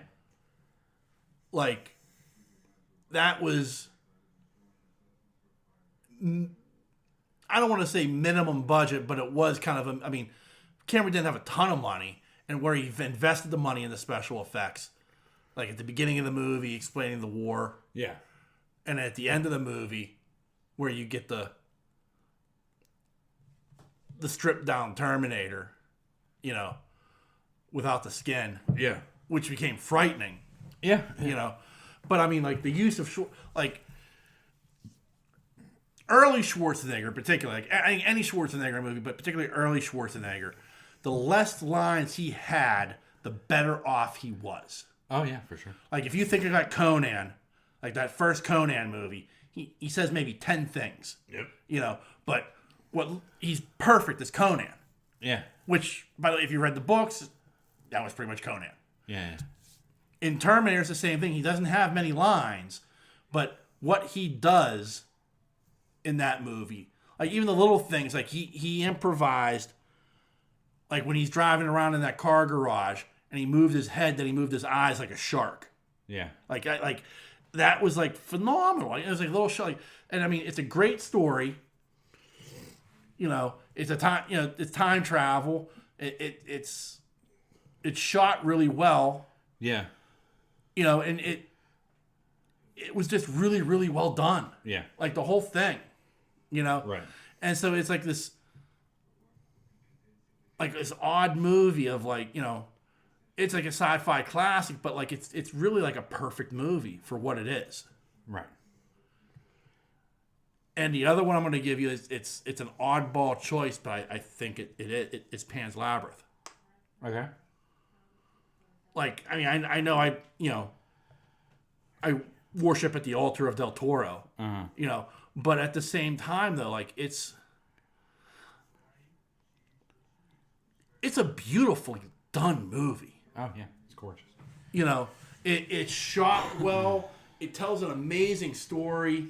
Like the fantasy aspects, I mean, it's just so well done.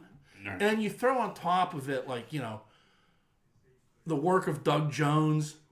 Yeah. You know, the hand. And Del Toro admits, like, Pan's Labyrinth greatly influences Hellboy 2. Yeah. Like, the look of Hellboy 2 is very much like, he's like, I made those two movies back to back, and it's very clear that Hellboy 2, the look of Hellboy 2 is extraordinarily influenced by what I did with Pan's Labyrinth. Right. And I almost pick Hellboy 2, but it's like, I love that movie so fucking much. Maybe I'm being biased toward it, where I love Pan's Labyrinth, but it's not my favorite Del Toro movie. But I can sit there and look back at it and say, everything about this movie is probably a level of perfection that, like, it may be his opus. Yeah. Like, that's the one he should have won an Academy Award for. Yeah. Not Shape of Water. Right. I mean, as great as Shape of Water is, I think that Pan's Labyrinth is a better movie. Right. From top to bottom. And history content-wise, right. Too. Yeah, I mean, there's just so many movies out there that you... Yeah. It's hard to depict, like... And it's hard to say because you don't want to be biased toward a movie. Right. Do you know what I mean? Like, I think one of the best movies of all time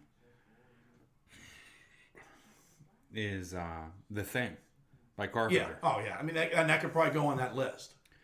It's just so good. Yeah. That the story's really good. Yeah. The breakdown of these people is perfect. That may be Carpenter's best movie. Yeah. I think it is. Right.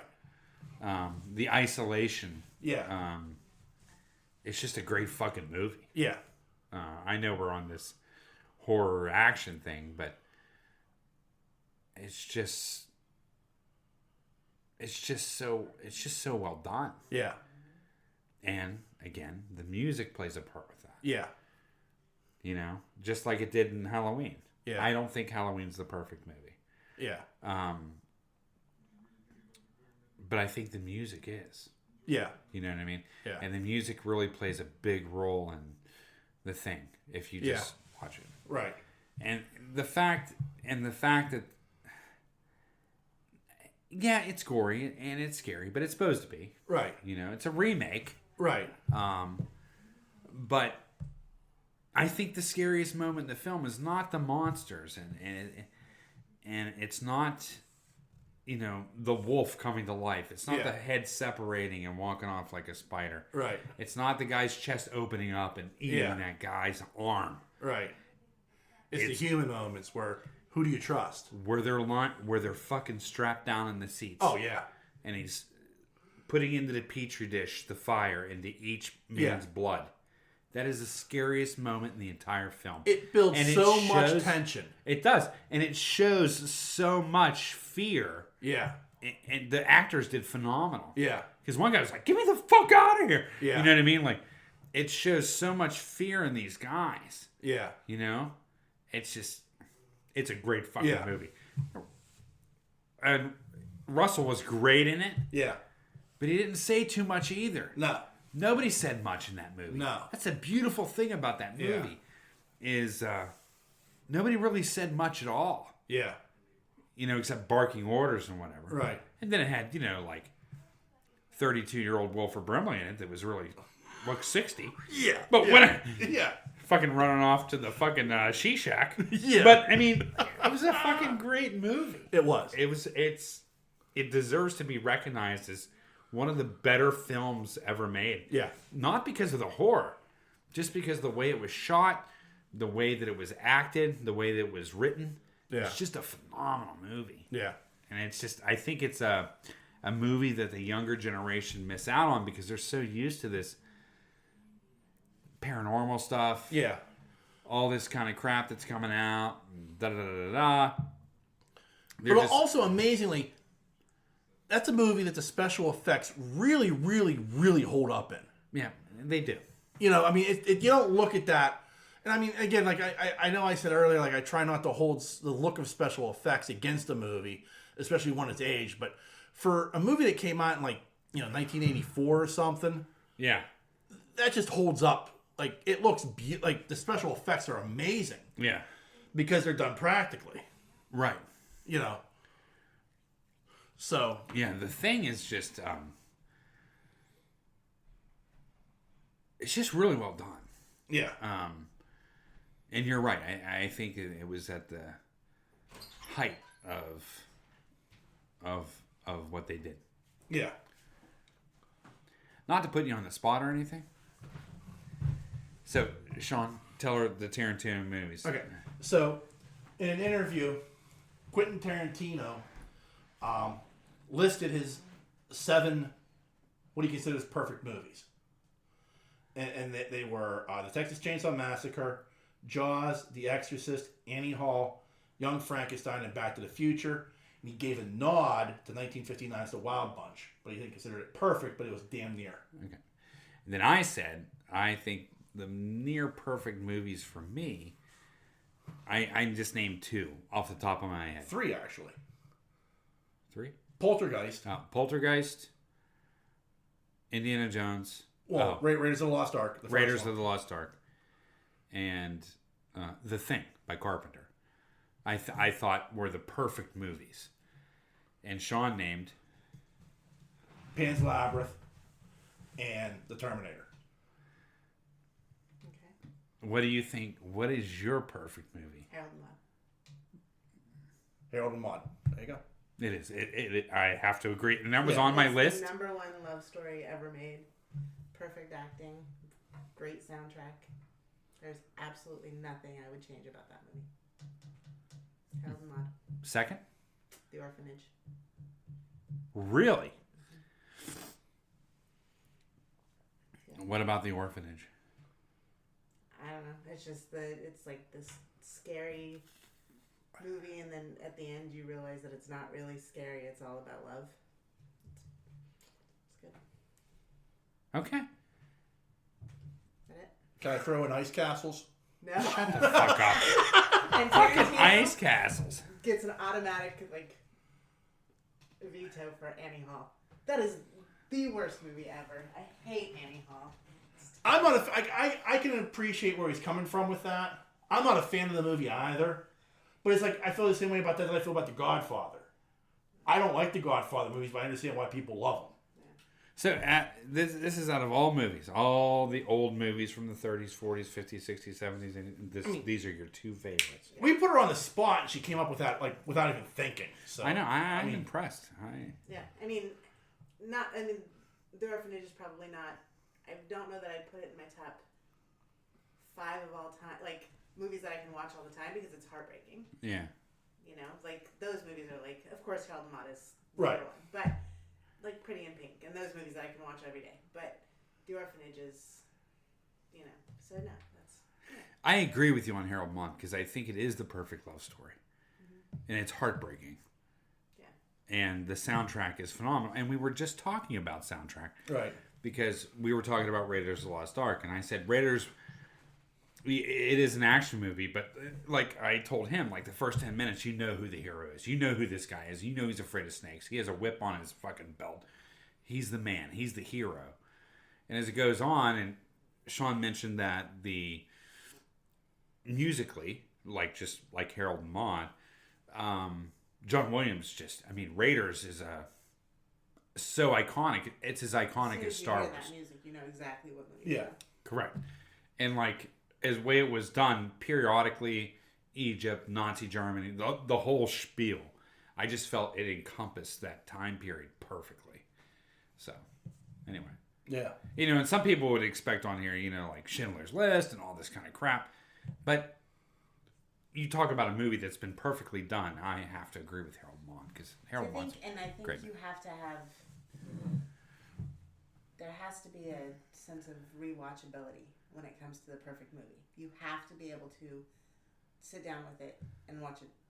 And like I said, it's not one of those... I have to watch Harold and Maude. I can sit and listen and have something playing in the background, but Harold and Maude is not that movie. Right. You know, like The Orphanage, I have to watch. You know, like I can't just put it on and just let it play. I have to... Those are the movies that I have to watch. That's what makes a perfect movie to me. It's a movie that you have to... You put your phone down. You don't pay attention. You only pay attention to the movie, and that's what makes it perfect. So one last question, and I'll let you go. But Tarantino mentioned there was a couple I agreed on, and one that I especially agreed on was Young Frankenstein. And I think Young Frankenstein is probably one of the best comedies ever made in history. I mean, you put out anything. I know, I heard it too. Fucking Orphanage. So, no, but you put out anything, and I think any comedy, you put that movie up against any comedy. That movie was shot perfectly. The coloration was perfect. The direction was perfect. The acting was perfect. The casting was phenomenal. I cannot. There's no other person. And the timing was especially important. And I have to agree with Sean. I think it's Mel Brooks' best movie, hands down. I don't think Mel Brooks made a better movie than that. I think it's the one that holds up the most. Yeah, I do. I mean, I love Mel Brooks, and I understand that he's not, everyone's cup of tea. But I think that's probably it's the one that holds up the most. What did you say? What were the other movies you said that Tarantino? Because there was another one that kind of shocked me that I agreed with, but it shocked me that he said it. One of the first ones you said. Oh. Texas Chainsaw Massacre, Jaws, The Exorcist, Annie Hall, Young Frankenstein, and Back to the Future. Okay. So Texas Chainsaw, I think, is probably not perfect in my eyes, but I can see that one too. Yeah, I said that pretty much the same thing. I was like, I like Texas, but it's just so dated in a sense for me. It's not about effects. It's just... you know me. I've never been a big Texas fan, so it's hard for me. But I full-heartedly agree on Back to the Future. I think that was a perfect movie, from science fiction aspect to period piece aspect. I think Spielberg just fucking... Actually, it wasn't Spielberg. Not Spielberg. Yeah. Wasn't Dante. Oh, God. The guy who did the Polar Express. Wow. Yeah. I don't know that I would have known that. Yeah. Let me look it up here real quick. I can't think of his name. He did Forrest Gump, too. I mean, he did a bunch of shit. But... Zemeckis? Zemeckis, yeah. Okay. That's it, Zemeckis. I just thought that was, to me, in my opinion, I thought that was like wholly capturing a period of time. From the tab moment to the, Michael J. Fox at his height. I think at his height. Yeah. The acting, you know. I just thought it was. I thought it was a perfect movie. I get that, but yeah. But again, it's not. I mean, I can watch Back to the Future 1 3,000 times in a row. I get that, but I don't. Again, not one of my favorites, but I see where he's coming from. For sure. Like, to me though, like Pan's Labyrinth, I don't have a rewatchability on. Oh really? Yeah. Like, I mean, I love Del Toro, and I think that movie's brilliant, and it's beautifully shot. Right. And I mean, everything about it is to me like a level of just it's a perfect movie. But the real life subject matter, like when she's in the real world, that's such. It's brutal. Right. But I mean, and because of that, I mean, it's like, you know, 13 Years a Slave. I watched it once. You know, yeah. I'll never watch it again. Schindler's List. Watched it once. Never watch it again. You know, there are movies like that, and like as well done as Pan's Labyrinth is, I think it's a perfect movie because of that. I've only watched it 2 or 3 times because it's the historical aspect of it is. It's a hard watch. Yeah, it is. It's very hard. It's a very hard watch. But it's so well done, and like her escape to the fantasy world like makes so much fucking sense. You know, I mean, it's just, it's glorious. Tell her what you were gonna choose as your. But because it piggybacks off of that. I'm a little concerned. Well, no, you shouldn't be. That reaction. But it's an odd choice to like. But Hellboy 2.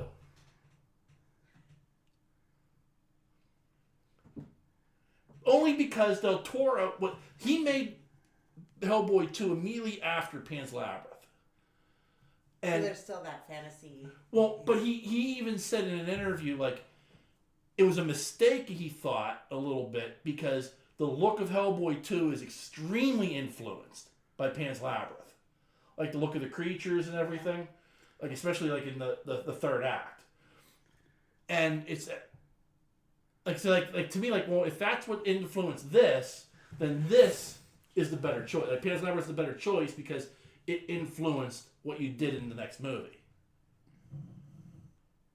Hellboy 2 is a good movie. But Hellboy 2, like, it's... Why don't I remember it? I remember, like, bits and pieces, but I don't remember... I mean, you say Hellboy, and I remember Hellboy, but I don't remember Hellboy 2. Like that. I mean, I don't... Oh, the Golden Army. I need to go back and rewatch it. Yeah. I don't remember. I mean, like I said, I know I've seen it, and I just... Yeah. But I don't... Like, the whole thing with the elves, and... Like, it's really, really well done. It's pretty good. Yeah. I don't remember it. I'll have to rewatch it. Remember when he talked to the dead? Yeah.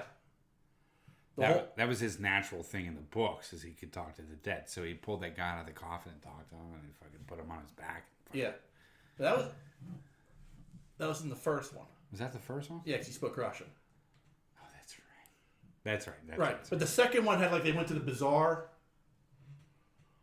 Like, yeah, there's, like, a whole scene where, like, you know, in town with, like, the bazaar and, like, all the critters and creatures. Like, I mean, if you look at it and you realize, like, you look at it, you know, oh, wow, I see where he's coming from with the influence and the way things look. I'll have to rewatch it, because I remember it, and I know we saw it, but I don't, because I think we went to the theater to see it. Probably. But I don't think I remember it. Yeah, it's a great movie. I'll have to rewatch it. First Blade was good, too. Oh, yeah. That is not a perfect movie. The second Blade is better, because it was directed by Guillermo del Toro. The second Blade was good. Yeah. I don't know. I have a thing for the third one. As cheesy as it's just so fun. It's so fun. Gucci Gucci Goo. I loved it. Oh. Anyway, I just wanted her opinion. Yeah. All right. Well, I think it's interesting too. Like, I didn't choose Blade Runner. I don't think it's a perfect movie. Right. It's my favorite movie Of all time? of all time. Star Wars, everything. Everything, yeah. Like, Blade Runner is my favorite movie of all time. It's like, what is it? I always go, it's the top 3 never change. It's Blade Runner, Empire, and then I'm gonna kill myself for I can't remember the name. It's a silent movie it influenced every fucking thing.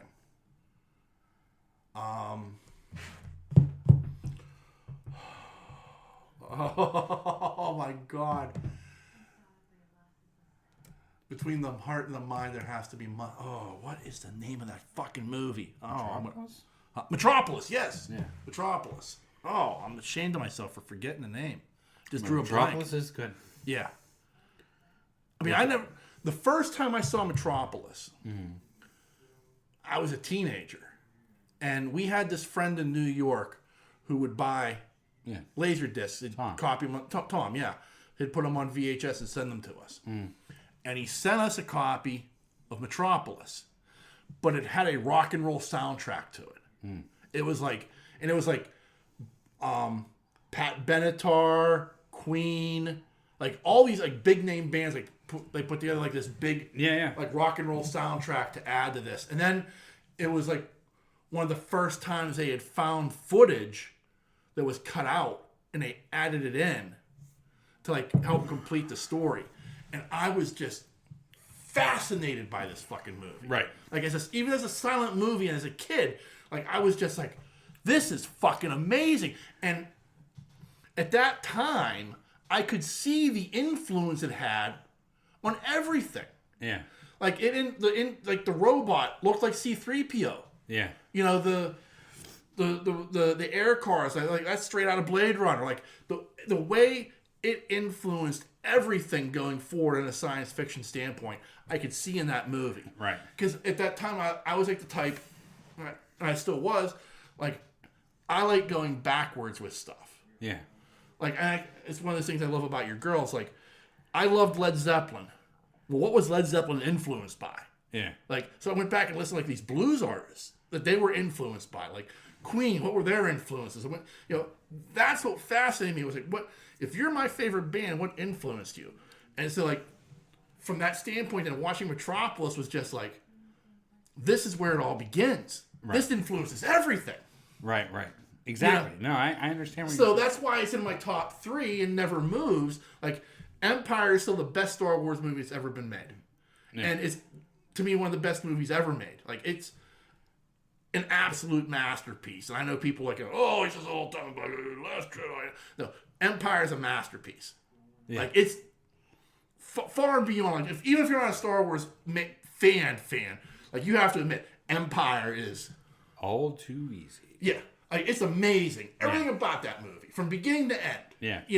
And it influenced, me being dragged out of the theater as an 8-year-old, kicking and screaming about, it can't end this way! No! Like, I was traumatized by this fucking movie as a kid. And Blade Runner was the first movie I ever watched that I immediately watched it again.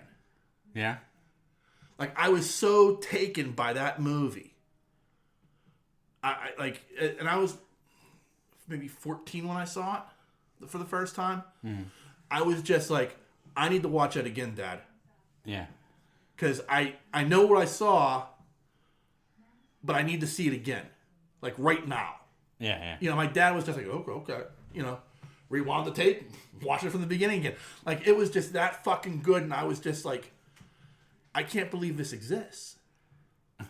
Like, it was like art to me. Yeah. It still is. Like, when I get, like, there are those out there, it's just a bunch, it's slow, it's got eyes, It's a master, it's a piece of art to me. And, like, the ending of that movie may be, like, the death of Roy Batty is, like, the perfect ending. Yeah. You know what I mean? Like, with him holding the dove, him giving the speech, like, that monologue, everything about that. Him just, like, how does it feel to be to think you're going to die? Knowing he's about to die. It's so fucking good. And I know it has nothing to do except for maybe if the character names with Do Androids Dream of Electric Sheep? by Philip K. Dick. And I've read the book, and the book's good. But I just think like Ridley Scott just like made this like epic movie that's just, it's a work of art. I hear you. You know, but it's not perfect. Like, I'm not going to tell you it's a perfect movie, though. Right. It has flaws. Right. You know, it has flaws in its plot. Right. You know, and I think that's the thing, like, when we talk about, like, what's the perfect movie, like, there are very few plot holes in, like, Terminator.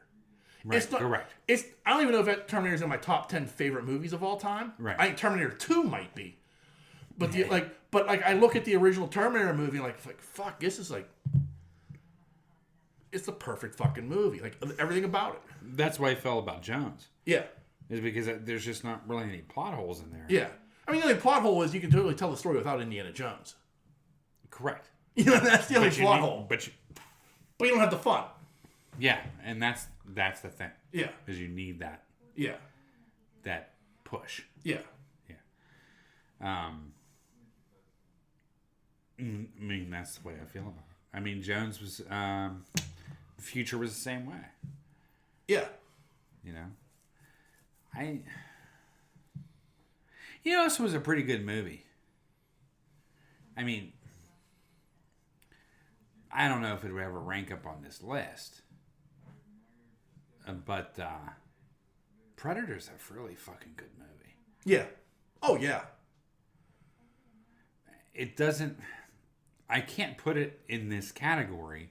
Yeah. Because it doesn't have, like, the acting chops, and it doesn't have all this stuff and detail and time period and all this crap. But you put Predator standalone,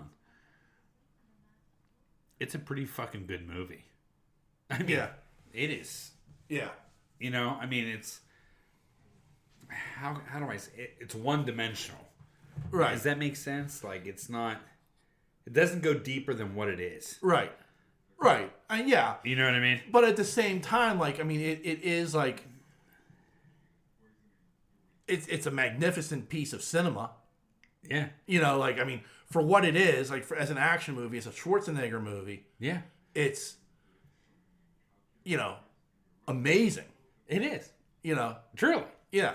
And it's terrifying. Yeah. I mean, at least, yeah, when we're little. Right. But I think but that's what, like, makes, like, you know, you get disappointed at Terminator or Predator 2.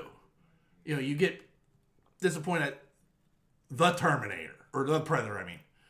But yet you get, like, Predators, which is a fantastic movie. Right.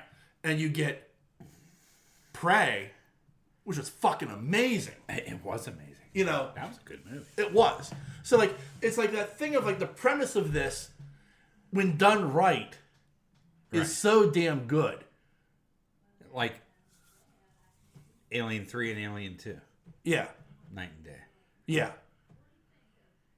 Alien 2 is a good movie. It's a phenomenal movie. Not perfect. No. But Alien 3 is, like, so in the other... And, I mean, and they did it deliberately. And, I mean, and it's like, even, like, David Fincher's like, yeah, it's a bad movie.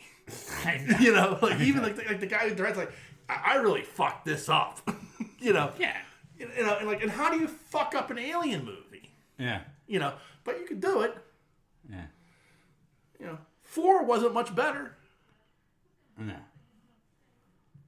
The only redeeming quality in 4 is they had the guy from The Crow in it. For 2 minutes. Yeah. Yeah. I mean, I was, like, in the theater fuming. Oh, I know. I was walked out. Yeah. I did. I was like, well, I'm fucking done. I'm done.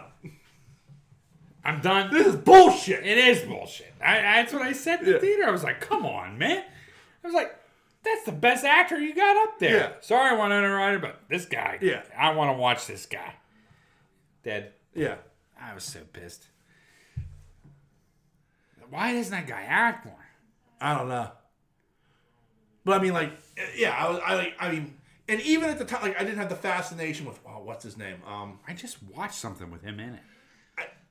The guy who plays Hellboy. Oh, yeah. From Stranger Things. Huh? No. Oh. The original Hellboy. Yeah, yeah. he was also in. I know. Yeah, you know who I'm talking about. Yeah. Yeah, but like he's in that, and it's like he doesn't save the fucking movie. And I didn't have a fascination with him at the time, like I do now, and I can't fucking remember his name. But like, back then, I was like, it's the guy from Beauty and the Beast. Get the fuck out of here. Nah, man, he was good in that Alien movie. The parts that every time he spoke, you'd listen. Yeah, he did. But I mean, at the time, it was still like, I was so pissed the guy from The Crow was dead. Ron Perlman, yeah. But I was so pissed the guy from The Crow was dead. I'm like, even Ron Perlman can't save us at this point. You know. No.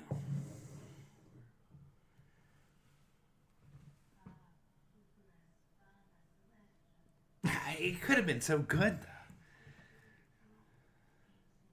The whole prison thing fascinated me. Yeah. Do you know what I mean? Right. I get that.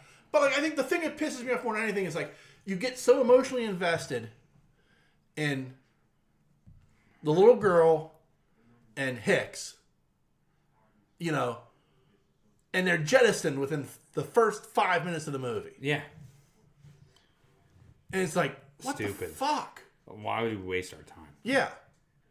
Like, it drove, that part drove me so nuts about that movie. Like, because you come out of Alien, like, you come out of 2, and it's like, man, Hicks is such a badass, and the little girl, and, you know, and gone. Ruined it. First 2 fucking minutes of the movie. Yeah. And I'm like, get the fuck out of here. Yeah, it was like a real damper on the whole movie. Yeah. And after that, you were like, no, I don't care what happens. Just get through it. Yeah. Yeah. Anyway. Yeah, I mean, you know, she wakes up, she finds out Hicks, the guy who she really liked, is dead, and within 30 seconds, she's fucking the doctor. I'm like, yeah. like, get the fuck out of here. Yeah. You know, That's stupid. I'm done. Yeah. I'm fucking done. Like, the only good part of that movie is the end when, like, Rock? No. Like, they've got the chamber flooded with the steel. Yeah. And she's like, she takes the dive, she takes that ST plunge, and like the it comes out of her chest, and she grabs a hold of it. Like, that's amazing. That's like, that was really well done. You know, but outside of that, like, there's no redeeming value to that movie. Garbage. Yeah. Yeah. All right. We've gone on long, right? 2 hours. Holy hell. Yeah. Let's wrap this up. Anything to add to the proceedings there, sir? No, I'm good, man. Well, remember, there are a number of different ways you can reach out and touch us. Hey. You can send us an email like Thad does every week. He said something of... Oh, yeah, just for the record, Thad, Ian does decorate for Halloween. Oh, yeah. I do not. And it's too fucking soon for Christmas. Yeah. All right. And I don't decorate for Christmas, so... Anyway, there are a number of different ways you can reach out and touch us, like Thad does each and every week. And that email address is pittsburghnerd@yahoo.com. You can also find us on Facebook or Twitter. Just search Pittsburgh Nerd Podcast. We're very, very easy to find. And we are on a number of podcasting networks. You can find us on the Tangent Bound Network, the Weeby Geeks Network, or the Pod Breed Network. Just give them a Google search. You can find all the other great podcasts they have to offer. And lastly, as always, I want to thank you, dear listener, for checking us out each and every week. We can't thank you enough. Do us a favor. Be a friend. Tell a friend if they dig our kind of hijinks and or shenanigans. Mm-hmm. And on that note, the dreamer has awakened. Peace.